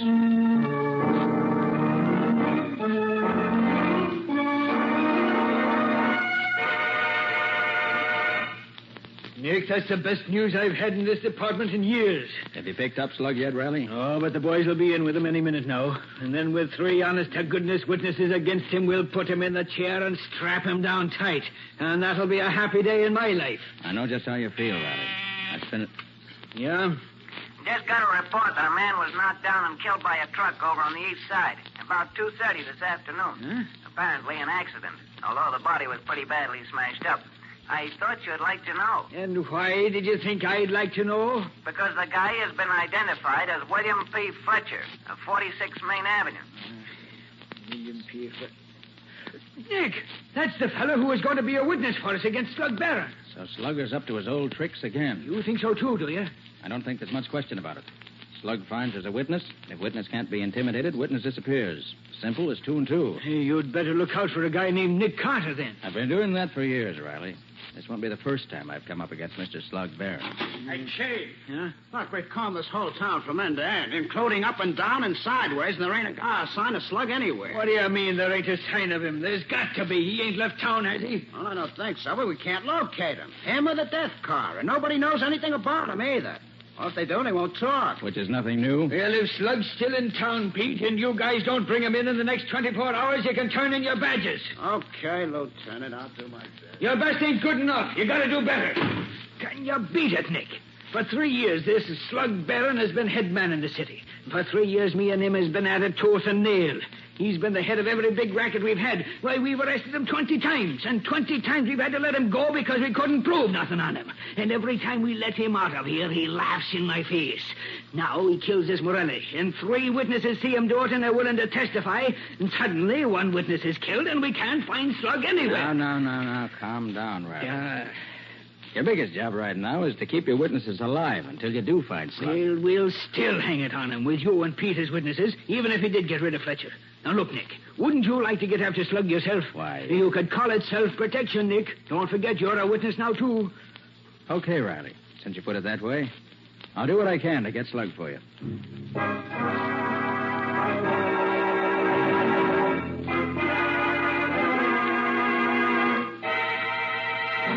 But, Nick, Slug Barron is a dangerous killer, and you know it. Certainly I know it, Patsy. That's why I'd like to see him put where he'd be in the receiving end of a legal killing. You mean the chair? I do. And the sooner he gets there, the better off. Nicholas Carter's office. Put Nick on, quick. It's Riley, Nick, and is he excited? Oh, thanks. What's up, Riley? Pete has just been found dead in his own garage, killed by the exhaust from his car, the coroner says. How did it happen, Riley? His wife says he got back to the house about 7:30 this evening. He drove in the garage and shut the doors, and about a half hour later, she suddenly realized that he hadn't come in the house yet. So she went to look and found the body. Do you believe it was an accident, Riley? I do not. It was Slug did it. There's no question about it. He's getting rid of the witnesses, and you're next, Nick. Okay, Riley. I'll get to work right away. I owe it to Pete as well as to myself now. Good, Nick. But watch your step, lad. Right, Riley. Oh, and Riley, I'd like to donate $100 to the fund for Pete's widow. He was my friend. So long. Did he say that another witness had died? Yes, Patsy. Pete's just been found dead in his car in his own garage with the motor running. But that could be an accident, Nick. It could, Patsy, but it wasn't. No more than that truck's killing Fletcher was an accident. That's Slug's specialty, being clever. He's dangerous, Nick. Do be careful. Well, Patsy, there's one thing in my favor. I know that Slug will never shoot me down out in the open. He only does that with his fellow crooks. Fletcher's death looked like an accident. Pete's death looked like an accident. And if he can get me, that'll look like an accident, too, which makes it easier for me to watch out for him. You mean he'll set a murder trap for you? Probably. Nicholas Carter's office. I'd like to speak to Mr. Carter, please. Just a minute. Here, Nick. See you. Oh, thanks. Hello? Nick Carter speaking. Mr. Carter, would you care to drop in on me and have a little talk? Who is this? That's not important now. The important thing is, would you care to come? Well, why should I be interested in you? It might be to your advantage. In what way? I know something that you'd like to know. I have some information that would help you in your search. Oh. Where are you? I'm in the Cascade nightclub. Will you join me? Yes. How can I find you? I shall be at the far right-hand table as you enter the main dining room. I shall look forward to seeing you in, shall we say, about half an hour. Okay. I'll be there. Oh, Nick, you mustn't go. This is probably the very trap you were telling me Slug would set for you. It may be, Patsy. Although I doubt that he'd use the Cascade nightclub. That's a little too well known for him. But, Nick, people who have legitimate business with you... Patsy, I can't afford to overlook any source of information. But there are other ways of getting information besides sticking your neck out for it. This man's voice interests me, Patsy. I think I might just see what he looks like. Besides, it isn't often that I get a chance to go to a nightclub like the Cascade. Maybe I can stick him with a check. Good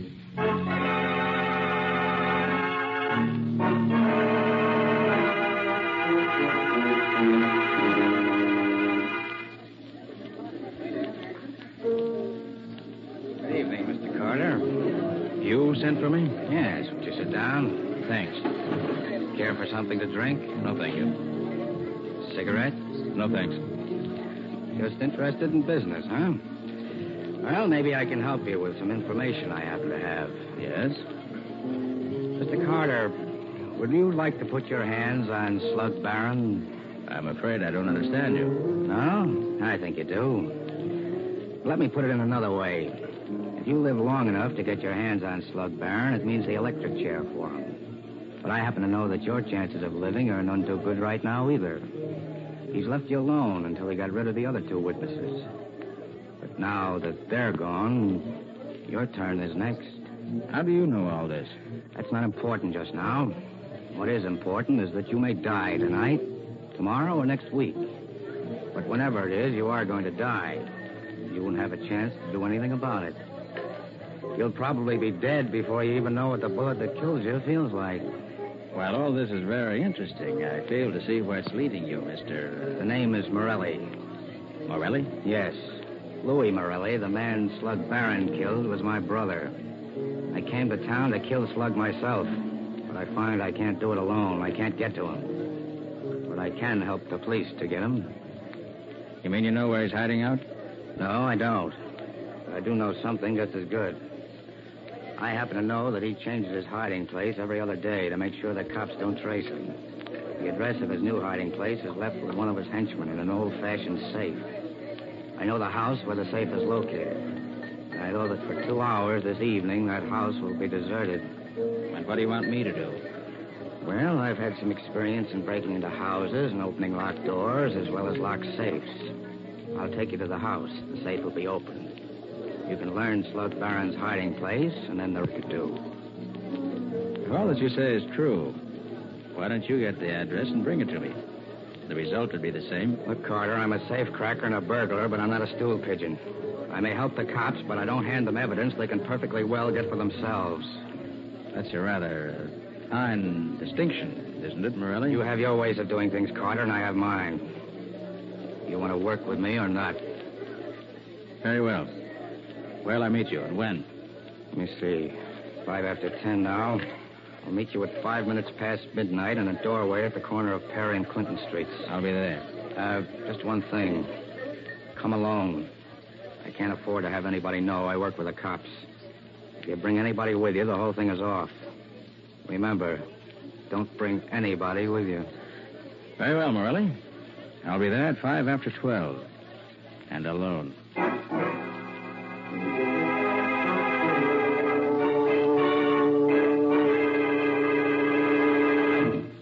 Now, wait till I get a pencil here. All right. Go ahead, Nick. What's he look like? Medium height, black hair, blue eyes, little mustache.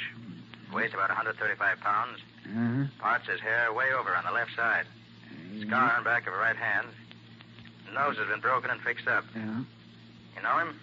Well, not offhand, Nick. But if he's in the gallery, I'll get him for you. Is there anything else? Not now, Riley. Meet me in a half hour at Daly's lunchroom. And where is Daly's lunchroom? Out on Palmer Avenue near the city line. But, Nick, that's 3 miles from here. Right. Daly's is far enough out so that nobody's going to bother us. I'll meet you there in half an hour. Okay, Nick, okay. I'll be there. I don't know. Sometimes I can't figure that guy Carter out at all.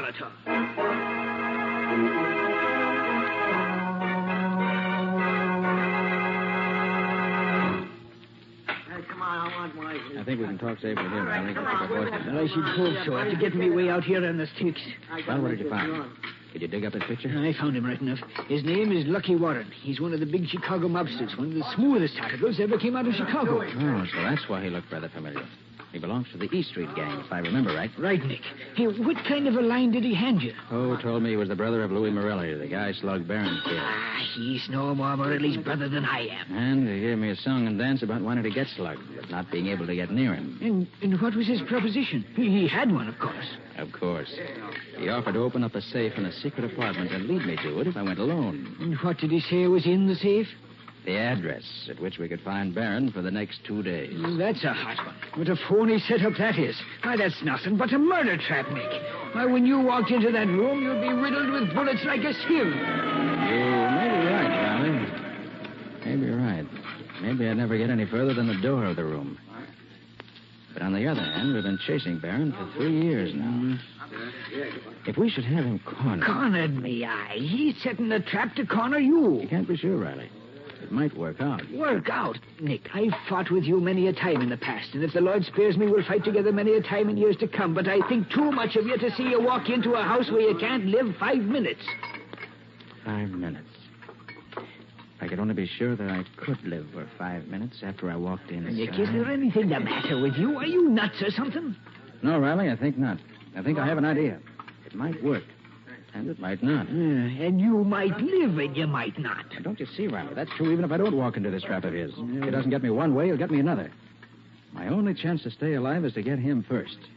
And this plan of mine may be the answer. But Nick, you know you can't... Hold your tongue, Riley, and listen while I tell you my idea, because I'm going to need your cooperation as I never needed it before. Now, here it is.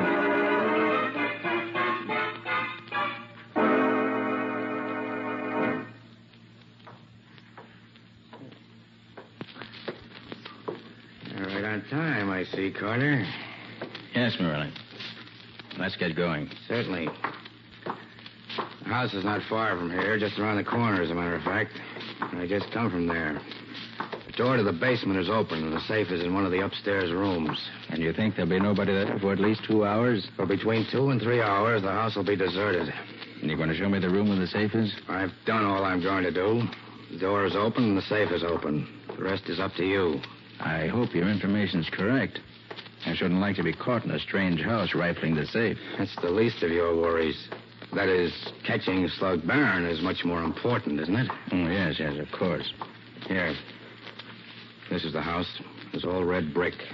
Number 42. Doesn't look very inviting, does it? Gone already, huh? Didn't take you long to leave, did it? Well, Nick, you're on your own now.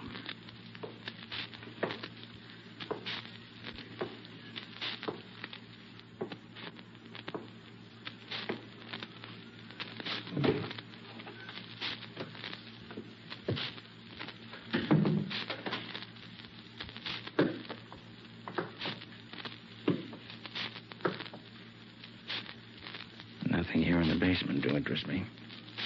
Yeah, glad I thought to put new batteries in this flashlight tonight.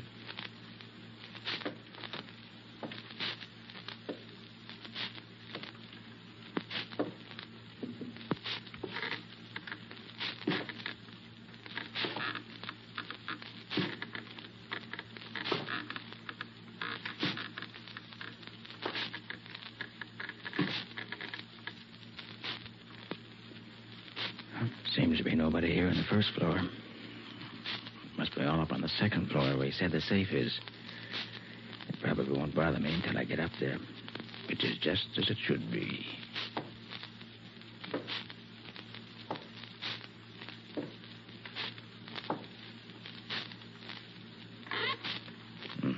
Must be in the living room. Still furnished. Been a long time since anyone lived here. This'll do well enough for what I want. Have a cigarette, Nick? Oh, yes, thanks. Have another cigarette, Nick? Why, yes, thanks. Won't you have another cigarette, Nick?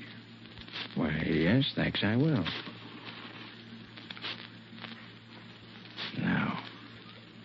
Just... Sounds as if they're getting nervous upstairs. Oh, don't worry, friend. I'll be up in just a minute.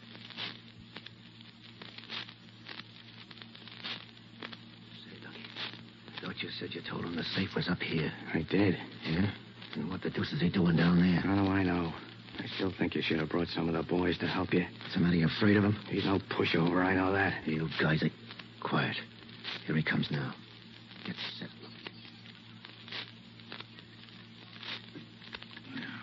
These are the creakiest stairs I ever heard.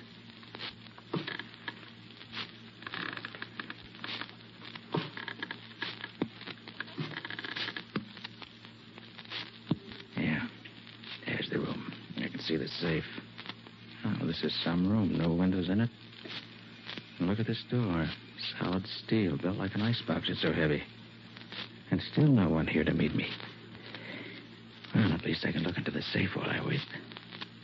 Yeah, the door's open a crack, just as advertised. Wonder why... Uh-huh. So that's it. Very interesting. Well, if that's the setup, I think I'll leave the examination of the safe till later. Now, the chair looks comfortable. I'll wait for my host there with my gun in hand, just in case. Now, let's see. It's been just 4 minutes since I came up from downstairs. If I can hold out here another 2 minutes at least before they... No. So you've come to welcome me at last, have you? Well, Nick Carter, it's been some little time since we saw each other. Formally. It's hardly my fault, Slug. I've done my best to find you any number of times in the past year or more. Slug, let me take a shot. Oh, yes, of course. You're here, too. Have you managed to avenge your brother yet, Mr. Lucky Warren? How the devil are you? Quiet, Lucky. Come in and close the door. Don't forget you're only a guest at this party. Look, Slug, let's get this over with. Fooling around with Nick Carter is dynamite. I don't really see why you should feel that way, Lucky. Nobody knows where I am, so nobody's going to interfere with you. You ain't telling us nothing, Carter. We made sure of that ourselves. We had 2 men shadow you from the nightclub to the lunchroom where you talked to Lieutenant Riley. We had 2 men shadow Riley back to headquarters, and 2 more follow you when you came here to meet Lucky.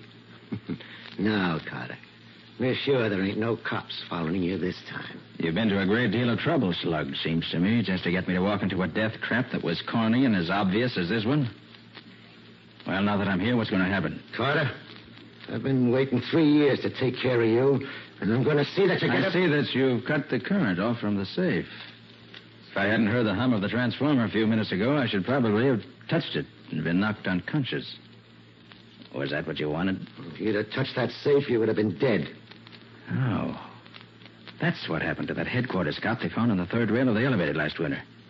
I thought it didn't look right at the time. You got him to touch this safe, and that electrocuted him. Then you dumped him in the 3rd rail where they found him. Very clever, Slug. You're learning that a little late, ain't you, Carter? Too bad it didn't work with me. Now you've got to find some other way to get rid of me. Some less clever way. Are we going to stand around here all night chewing the rag, or are we going to take care of this guy and now? Take it easy, Lucky. Now that we're all here together, there ain't no hurry. Carter ain't going nowhere. And with the door closed the way it is, this room is soundproof, isn't it? Lovely room for a murder. And it probably won't be the first time it's been used for that either. Let me take him, Slug. My finger's getting anxious. All right, Lucky. But make it good. I'll make it good, all right. Sure, Lucky'll make it good. If he doesn't... Hold still, Lucky. Hold still, Lucky. What are you doing? He's got me, Slug. Can't move. Get out of the way, Lucky. I can't hear you standing in front of him. That's the idea, Slug. And he's going to stay there for now. Yeah, so you think you're safe as long as you got him held in front of you, do you, Carter? Well, you're free. No, Slug, you can't shoot me. You can't do that. Now, watch me. I waited too long to get this gun. So long, Lucky. No, Slug, no. Slug, you killed me. Yes. You killed him. And missed me. What now? Lucky's body is pretty heavy for you, ain't it, Carter? Now that he's dead. Not too heavy, Slug. He's better protection than nothing. Yeah, but you got no gun. So how long you expect to last? No, I have no gun, but I do have a weapon. You ever think of that? Yeah, what is it? It's Lucky's body. Here. Than you expected, isn't it, huh? That's enough of that. Get your hands up. Come on, let it out here. All right, you men, separate them to one. All right, now put the cuffs on that mug and guard him with your lives. Take him down to the wagon. Thanks, Riley. I'm about all in. Don't know why I feel so weak. Are you hurt bad, Nick? No. Just a scratch on the head. It's nothing. Oh, nothing, is it? Sure, it's bleeding enough for 2 men. Hey, get the doc up here on the double. Okay, sir. How about that hole in your shoulder, Nick? I suppose that's nothing, too. You almost did for me, Riley. I was afraid I wouldn't be able to hold him for you. Hold him, did you say? Sure, Nick, you done noble. Nobody could have done better, or even half as good. I'm proud of you.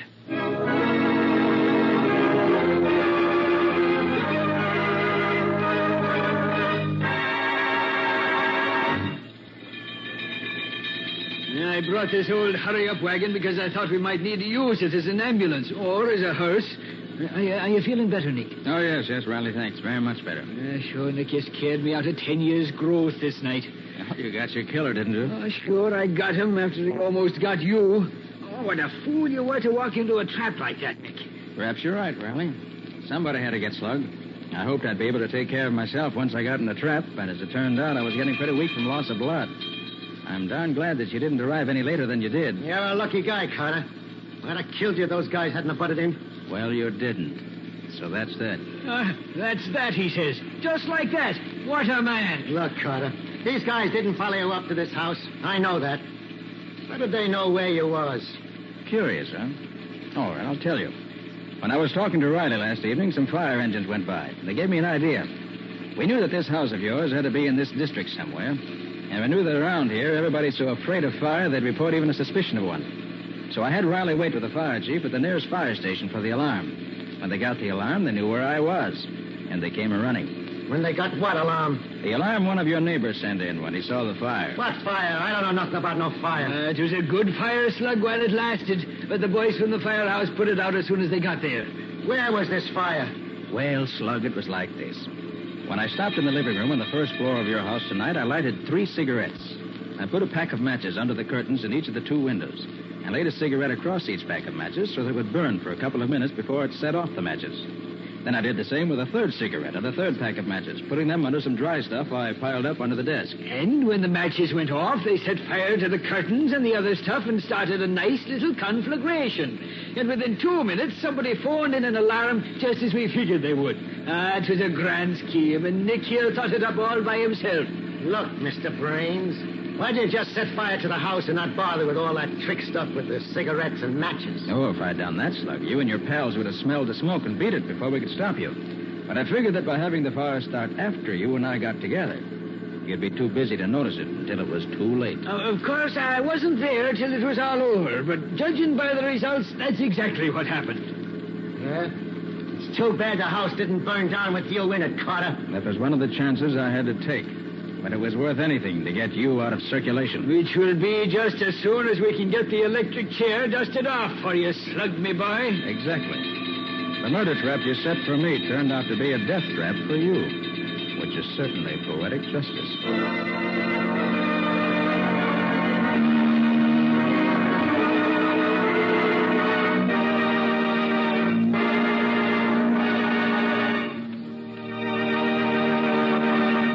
This has been another of the strange adventures of Nick Carter, Master Detective, which are brought to you regularly at the same time by WOR Mutual. How about a little preview of next week's story, Nick? Well, next week I want to tell you about an adventure that we had in which Scubby was much more concerned than I was. Well, that isn't quite true, Mr. Scott. What Nick really means is that while he was doing the detective work that finally solved the case, Scubby was having the real adventure. You mean that in this case, the solution and the excitement were 2 different things? Well, yes. We were up against a hijacking gang that stopped at nothing. Scubby set out to help me by getting some information from the inside. But all he succeeded in doing was to get himself in a real man-sized jam. With Nick getting him out of it, of course. Oh, of course. Well, if it's exciting, I'll be around listening. You'll find it plenty exciting, I promise you. So until next week, so long. So long. So long to you both. In the strange adventure you have just heard, Nick Carter was impersonated by Lon Clark, Patsy by Helen Choate, Lieutenant Riley by Humphrey Davis. Original music was played by Lou White. The entire production was written and directed by Jock McGregor.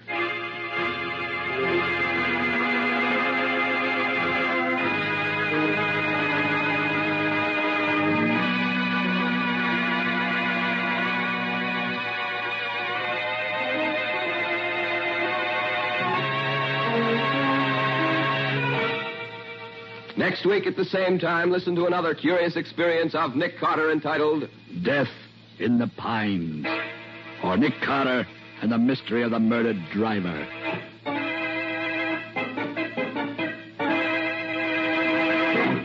This story is a copyrighted feature of Street and Smith Publications, Incorporated. The Return of Nick Carter is produced in the studios of WOR and is broadcast over most of these stations every Saturday evening at 7 o'clock Eastern War Time. And don't forget that the adventures of Nick's adopted son, Chick Carter, are broadcast over most of these stations Mondays through Fridays at 5:30 p.m. Eastern War Time. This is Mutual.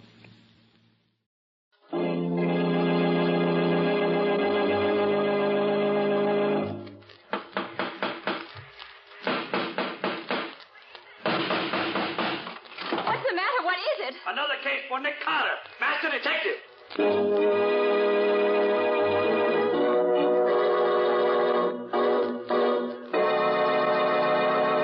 Yes, it's another case for that most famous of all manhunters, the detective whose ability at solving crime is unequaled in the history of detective fiction. Nick Carter, Master Detective. Tonight's curious adventure... Missing Harold Ascott. For Nick Carter and the Great Kidnapping Mystery.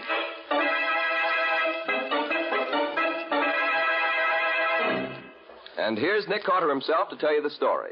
As you probably already noticed, I'm not going to tell you the story that I announced last week. Instead, I want to tell you a rather different kind of tale. One which started as Patsy and I rang the doorbell at the rather magnificent home of Mrs. Philip Ascott, just off the upper end of the park at about 10:30 one morning. Yes? I'm Nick Carter. Mrs. Ascott's expecting me. Yes, Mr. Carter. Won't you come in, please? Thank you. If you and the young lady will go into the living room, I'll tell Mrs. Ascott you're here. Certainly. Gosh, Nick, the Ascotts must have more money than they know what to do with.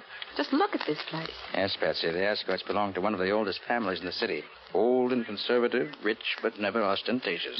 So I see. Gee, I wish I could have quiet. I think I hear Mrs. Ascott coming. Oh, Mr. Carter, I want to thank you for coming so very promptly. I know how busy you are, but I really am in trouble, desperate trouble, and I don't know who else to turn to but you. Why, Mrs. Ascott, I'll be very happy to help you if I can. This is my assistant, Patsy Bowen. How do you do? How do you do? Now, what's wrong? It's my son, Harold, Mr. Carter. He's been kidnapped. I found this note inside my newspaper this morning. Well, what does it say, Nick? It says, we've got your son. If you want him back, don't call the cops. We'll tell you what to do later. And there's no signature. Can you tell anything by that letter, Mr. Carter? Of course, the handwriting is obviously disguised. Half printing and half writing. Paper is good bond paper. There's a watermark that looks like a dragon's tail. The top of the sheet of paper has been cut off. A pair of scissors, apparently, as the cut isn't quite even. Why do you suppose they did that? Well, there was probably a letterhead on it, and the writer didn't want the paper traced, of course. But they didn't cut quite all of the printing off. Can't read what's left, but later on it may help to identify it. It looks like hotel stationery, doesn't it, Nick? Yes, Patsy, that's what I was thinking. I'll have Scubby make a round of the hotels and see if he can find the one it came from. Oh, Mr. Carter, do you think you can find my boy? Well, I certainly hope so, Mrs. Ascott. And I'll do my best. But in the meantime, just sit tight and wait until you hear from me again. Or until the kidnapped gang makes its next move.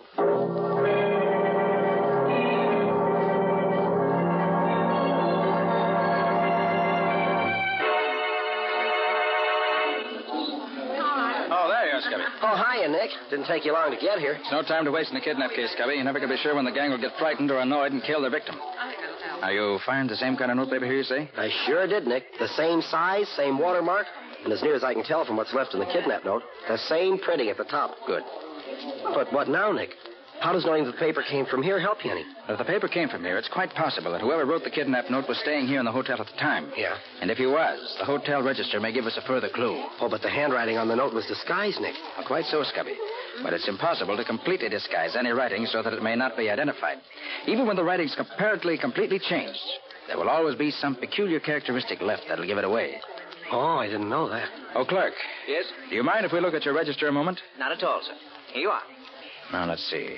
Young Ascott disappeared on Tuesday afternoon, and it's possible that the signature we want might be under Sunday or Monday's date. Well, do you know what to look for? Yes or no, Scubby? I've memorized the looks of the writing in the kidnapped note, and I expect to recognize any similar peculiarities in the signature here. No, nothing here under Sunday's date. No? Let's try Monday. Okay, right over here. And Baker. And... Here. Look at this one. James Scannett. I never heard of him. Of course you haven't. Neither have I. But look at that S. Yeah? And the J. Uh-huh. Note how oddly they're made? This signature, like the kidnap note, is half written and half printed, too. Evidently the work of a man who learned to write late in life, and a man who never writes easily. Oh, I see what you mean, Nick. No question, Scubby. This is our man. Clerk. Yes, sir. Is this James Scannett in the hotel? James Scannett? No, sir. He checked out this morning. I was afraid of that. Do you recall what he looked like? Oh, medium height, sandy-haired, little mustache. He had a crooked little finger on his right hand. I remember him because he answered a lot of questions last night. Thanks, Bert. Well, do you know him, Nick? Why, yes, Scubby. But I sent that man up the river 3 years ago for a 5-year stretch. Oh. Well, maybe he's out. Maybe. I know a man who can tell me. I'll give him a ring and see. Come on. Well, whom did the description fit, Nick? Sounds like Jack Vincent, Scubby. Yeah? Forger and a con man. An old-timer at the business. I can't see for the world how... Oh, pardon me for a minute. Oh, sure, Nick. I'll wait here.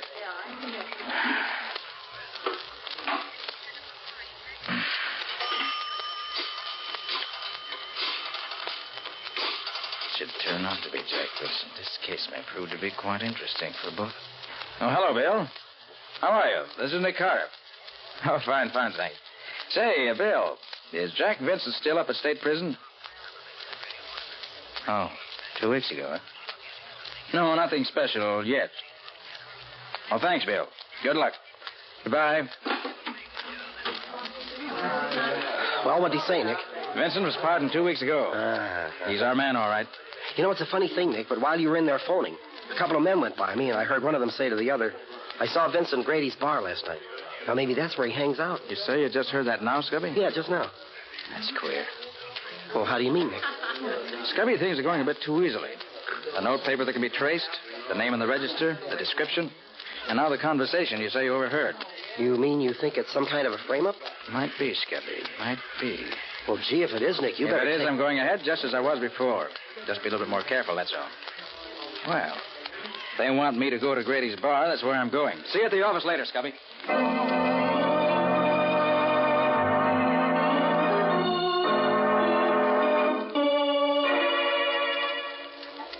And he fell for it, Jack. Hook, line, and sinker, just like you said. I gotta hand it to you. And you told him where he could find me? I said it real loud, right beside that stooge of his. I said I'd seen you in Grady's place here. He's coming here now? Yeah. I beat it on the head to let you know he was coming. Good. Well, you take care of him when he gets here. Gee, you're awful smart, Jack. It ain't no wonder I kind of go for you. Yeah, but don't forget I owe him one, too. He sent my pop to the chair for bumping off that old rat of a watchman last winter. I ain't forgot that, you betcha. Okay, Gertie, cut the gab. Huh? Looks like Carter's coming in now. He can't see us where we're sitting. Yeah, that's him. Hey, do I look okay in this apron I borrowed from Pete? Sure, you look like a regular waiter, Ben. Hey, got a tray? Yeah, right here. You sure he don't know you, Ben? Nah, he broke up my racket last year, but he never seen me. Gee, we all got it in for him, ain't we? You bet we have. And here's where right pays off. Watch me.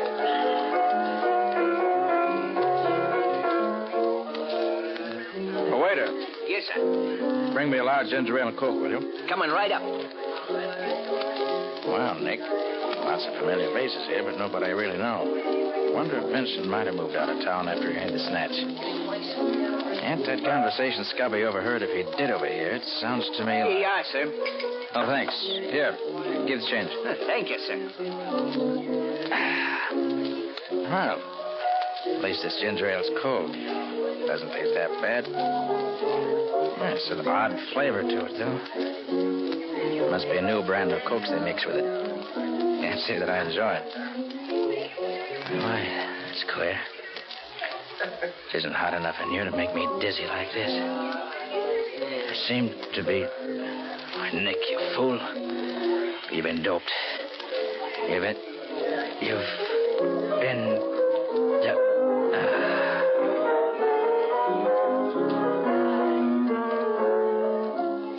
Yeah, look it. He's out cold. Gee, Ben, you must have made it strong. You bet I did. I ain't taking no chances. I put 3 of them in. Now go on, Gertie, and get the car and make it fast.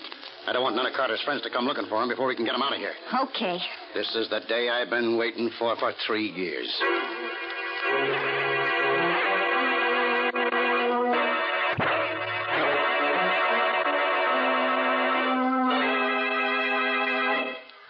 Well, he don't look much like a great detective, does he? All tied up and gagged like that. I'll say he don't. He looks more like a trussed-up chicken. Or a dead duck. And that's what he's going to be as soon as he wakes up. A dead duck. You mean you ain't gonna kill him now? Nah, there's no fun in killing him when he don't know who's doing it. I want him to look me in the eye when I send a bullet into his brain. Oh, gee, Jack, I thought you'd let me kill him. Nothing doing. This is my party. Private and exclusive. Did you get his guns? Yeah, both of them. Hey, should we leave him here in the back room for now, Jack? Yeah, he won't come to for another couple of hours. He'll be safe here. Yeah. Now, you and Gertie stay here and watch him. I got some stuff I want to take care of. I'll be back by the time he wakes up. Okay. Here you go, Mr. Master Detective. And there you stay till we're ready for you. Have a nice sleep. And keep your eye on Gertie, Ben. She might forget and bump him off all by herself.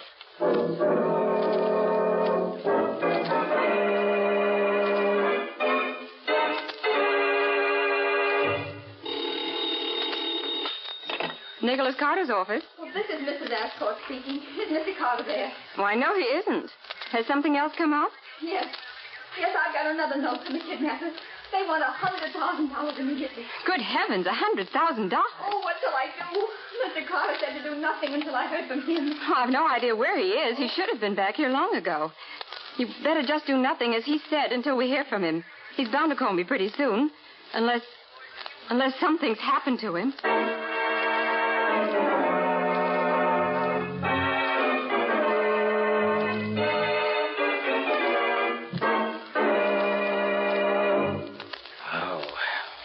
Headache that stuff leaves behind it.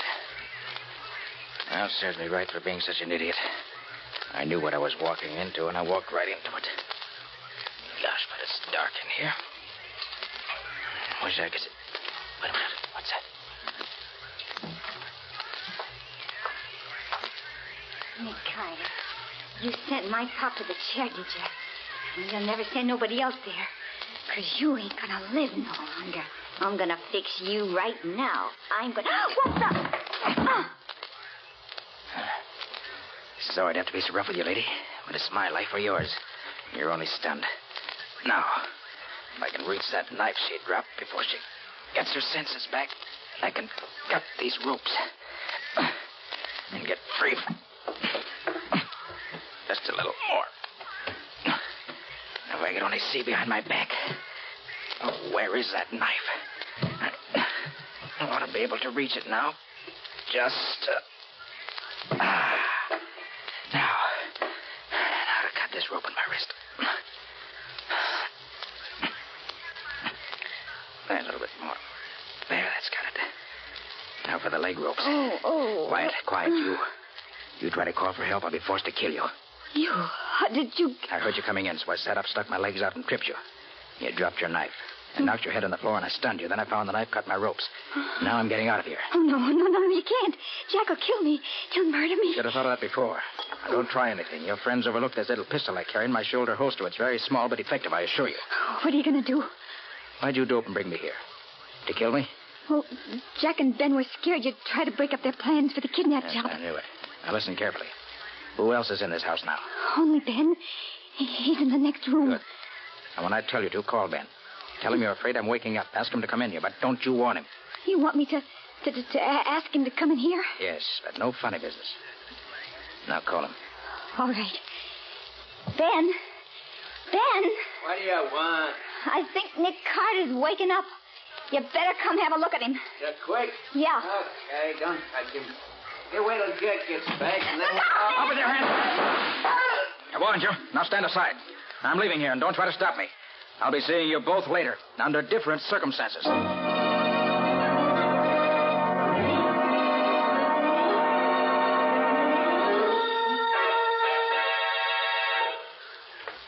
How do you do, Miss Boone? Nick, where in the world have you been? We've been waiting for you for hours. Sorry, Patsy. Anything special been going on? Anything special? I should say so. Mrs. Ascott has called 5 times. She got a note from the kidnappers telling her it would cost her $100,000 to get her son back.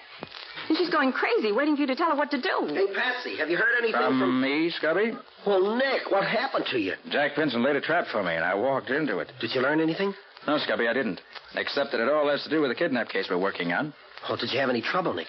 Well, depends on what you call trouble, Scubby. And more of that later. Now, what about Mrs. Ascott? Well, she wants you to call her as soon as you come in. I'll get her for you. All right, Patsy. We got to move fast. Maybe too late even now. My being there and getting away doesn't help any. Mrs. Ascott, just a minute, please. Here she is, Nick. All right. Hello, Mrs. Ascott. Sorry I've been held up where you couldn't get hold of me. What's up? Oh, Mr. Carter, I received a note from my son. It says that I'll have to pay his kidnappers $100,000 if I want to get him back. The note also says that I've got to take you off the case or he will be killed. He says that so far they've not mistreated him, but he begs me to pay the money and get him free.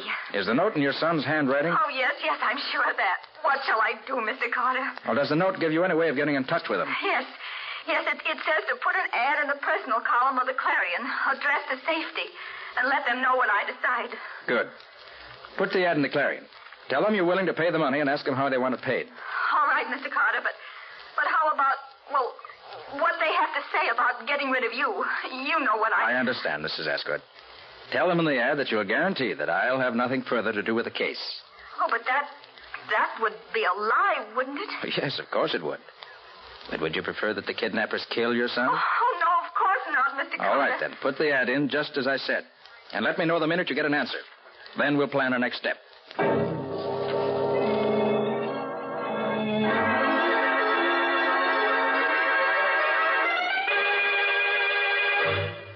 Oh, Mr. Carter, I'm so glad you come. An answer to the ad that I put in the paper just came in the morning mail. Here it is. Thank you. On Route 77B, 5 2/10 miles north of Route 31, is a large single oak tree right beside the road. It's the only tree around. Make up a bundle of $10, $20, and $50 bills, $100,000 in all. Throw the bundle out at the foot of the tree this afternoon at 5 o'clock sharp. Drive by it not less than 25 miles an hour, and do not stop. Your son will be sent back to you tomorrow morning. He'll be alive if you follow directions. He'll be dead if you don't. Gosh. Mm-hmm. Patsy. Where's that map I asked you to bring along? Well, here it is, Nick. Though I still don't know how you could tell what section of the state we're going to need a map of. Well, Patsy, when I went back to the gang's hideout yesterday afternoon, it was deserted. The only things I could find that interested me were a rough draft of the original kidnap note made in the back of an envelope addressed to Jack Vincent. Mm-hmm. And also a timetable showing trains running to a certain part of the state. And what part was that, Nick? The part I asked you to bring the map of. Very simple. Very simple. To you. Well, where is it? Here. Now, let's see. Route 77B is here. And Route 316 crosses it right here. It's about 45 miles out of the city, in a very thinly settled section. What shall we do about it, Mr. Carter? We'll do just exactly as the note says. Have your bankers make up the bundle of $100,000 in 10s, 20s, and 50s. Yes. Take Patsy with you, and have your chauffeur drive you up to the spot designated in this note. Throw the bundle out, and then leave the rest to me.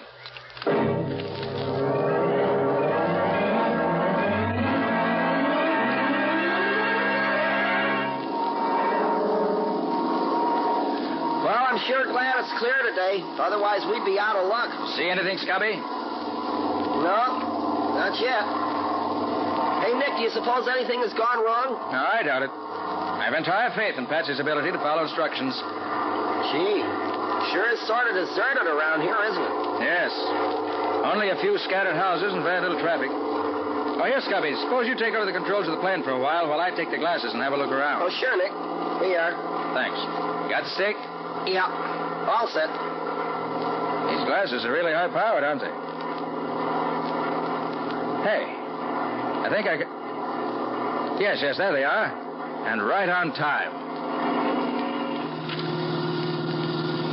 Are you sure this is the right road, James? Yes, Miss Ascott, this is the right road. Oh, I'd feel so much safer if Mr. Carter were here. Why, if any little thing were to go wrong, it might mean my boy's life. That's why I'm here, Mrs. Ascott. Just to see that nothing does go wrong. The place you want is about a half a mile ahead, Mrs. Ascott. Oh, dear, so soon? Oh, I'm all of a jitter, Miss Bow, and you'll have to throw the package out. I just can't do it. Now, don't you worry, Mrs. Ascott. I'll take care of everything. Slow down just a little, will you please, James? Yes, miss. I wish I knew how Nick is planning to get the money back. The gang could go anywhere from here, and we'd never know where it was. Oh, I hope Mr. Carter won't do anything to interfere with my getting my boy back. He's worth all the money I have. You can trust Nick to do the right thing. There's the tree, just ahead. Oh. Now, help me up with the package. All right. That's it. Careful now. I'm going to let it go out the window. Here it goes.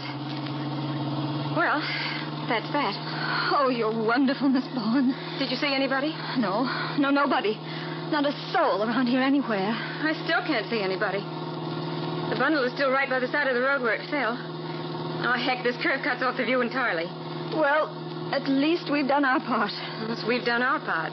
The rest is up to Nick.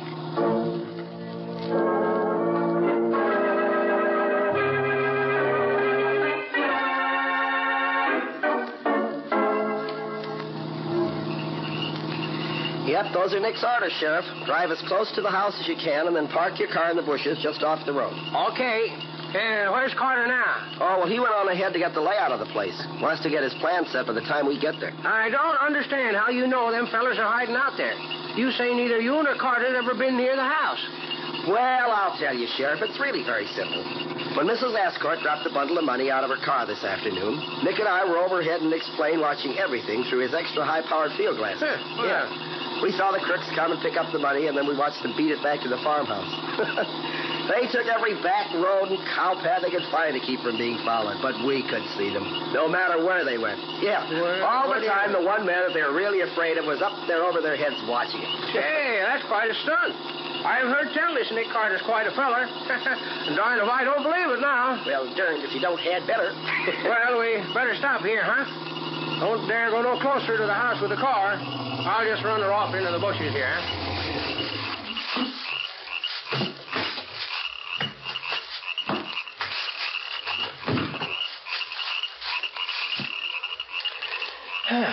Well, I wonder where Nick is. He ought to be here any minute. Yeah. So far, so good. They haven't seen me yet. Yeah, this is the window where the boy should be, if I'm right. Too dark to see what's inside the room. Well, I'll have to take a chance and climb through the window and see for myself. Locked. Well, I ought to be able to slip the latch on an old window like this. This knife will do it, I think. There. Hope my luck holds it a little while longer. I guess it's safe to use my flashlight here. Yeah, there he is. Oh, Harold. Harold. Oh. Quiet. Not a sound. Keep absolutely quiet. You all right? Yeah. Caught a pretty bad cold yesterday, though. But who are you? You're not one of the kidnappers. No, I'm not one of the gang. I'm Nick Carter. Nick Carter? Yes. Gee, I've heard of you. You're going to save me, huh? That's just what I'm going to do. Now, I'll get these ropes off your arms and legs first. There we are. Feel better? Gosh, yes. Now see if you can stand up. Well, it's not very easy yet, but I'll be all right. Good boy. Now, we got to get you out of here pronto before one of the gang comes up to have a look at you. All right. How do we get out? Out of the window, same as I came in. All right, come on now. Quiet. Okay. Whatever you say, Mr. Carter. Climb out the window onto the roof. Easy now. Easy. That's the boy. Gee, it's dark out here. Can't see anything, hardly. Now, just follow me. There's a post in the corner of the porch we can slide down. I came up it. Careful now. There it is. Here we are. Okay. I'll come right behind you. You go ahead, Mr. Carter. Not Mr. Carter, Harold. Just call me Nick. Gosh, Nick. Am I going to have something to tell the fellas when I get back home? All right. Here we come. There's the boy. Gee, that was easy, wasn't it? All right, son? Sure. Let's get going away from here. All right. My friend Scubby and the sheriff ought to be over there on the edge of the brush. Hey, is that you, Nick? Yes, Scubby. And I have the boy, too. Sufferer and catfish, Mr. Carter. How in heaven's name do you get him out of there without getting caught? It was easy. Nick's a good detective. I bet he can do anything. Well, thanks for the plug, Harold. Now, here's my idea. Are the three of them still in the living room where they were a few minutes ago? Yeah, I just took a look, and they're still there. What's your idea, Carter? Well, this is it. They think Harold is still tied up nice and snug in his attic room. Now, if they should happen to hear him out here in front of the house, they'd probably come rushing out to see what's up, wouldn't they? Sure. Well, go on, Nick. Well, I don't want any shooting if I can help it. Somebody might get hurt. So you and I will stand one on each side of the front door, Scubby, while the sheriff goes around to the back door, ready to come up from behind them. Yeah. Then Harold will stand out here in front of the house and shout good and loud. They'll come out to see what's what, and we'll poke our guns in their backs. No shooting, no trouble. All nice and simple. Gee, that's swell. What'll I yell, Nick? Oh, whatever comes into your head. Anything at all. Okay, Sheriff? Yep. Sounds nice and simple. If it works, well, here goes the rear guard. Come on, Scubby, and get your guns ready. Okay. And Harold, If anything goes wrong, you run for the woods. They'll never find you out there on a back night like this. Okay, Nick. When do I yell? Count 5 slowly. That'll give Scubby and me time to get into position beside the door. Okay. 1, 2, 3, 4, 5. Renville is mounted. Yippee! Wow! What the devil is the kid doing out here? Get your hands up and fast. Don't try reaching for your guns. We've got you surrounded. Nick Carter, how did you... Just keep those hands in the air, Vincent. All right, Scubby, get the guns. Okay, Nick. Only 1 on Ben. And 2 on our friend Jack. All right, just come along here. Now, stop it. Why this gal trying to skip out the back way, so I brought her along. She belongs to this outfit? I'll say she does. She was the one who watched me while the men went out for the money. Well, looks like we got everything, don't it? Yeah, certainly does, Sheriff. Everything but the ransom money, which must be here in the house somewhere. Nick, can I hold a gun on one of them? Why, sure, son. Here, take Jack's gun and keep it pointed right at him all the time. Hey, Carter, don't let that kid have that gun. He don't know nothing about guns. It might go off and somebody'd get hurt. You're quite right, Vincent. But would it interest you to know that I wouldn't care if it did? As far as I'm concerned, kidnappers are pretty filthy things, the lowest of the low.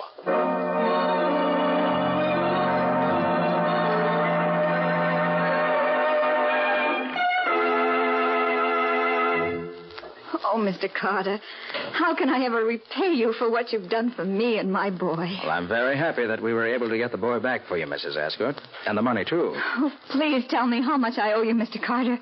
I want to send you a check at once, a big one. You owe me nothing, Mrs. Ascott. Oh, but Mr. Carter... If you really want to repay me, I suggest that you put at least an extra $10,000 into war bonds in this 4th war loan drive. And give the bonds to the Associated Boys Clubs of the city. I can think of no better way to spend money right now. Buying the bonds helps the boys who are fighting for us today. And giving the bonds to the boys' clubs helps the boys of tomorrow. It's a wonderful combination.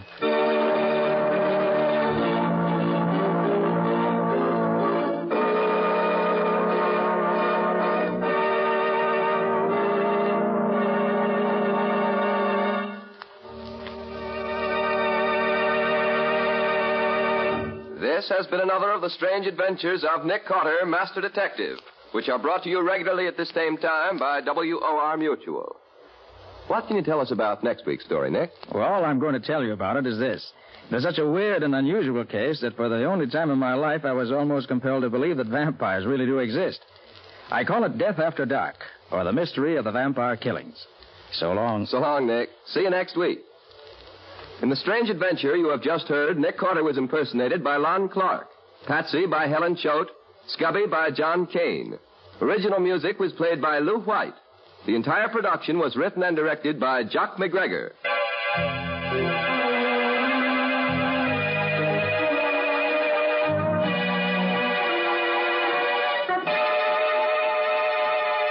Next week at the same time, listen to another curious experience of Nick Carter entitled Death After Dark, or Nick Carter and the Mystery of the Vampire Killings.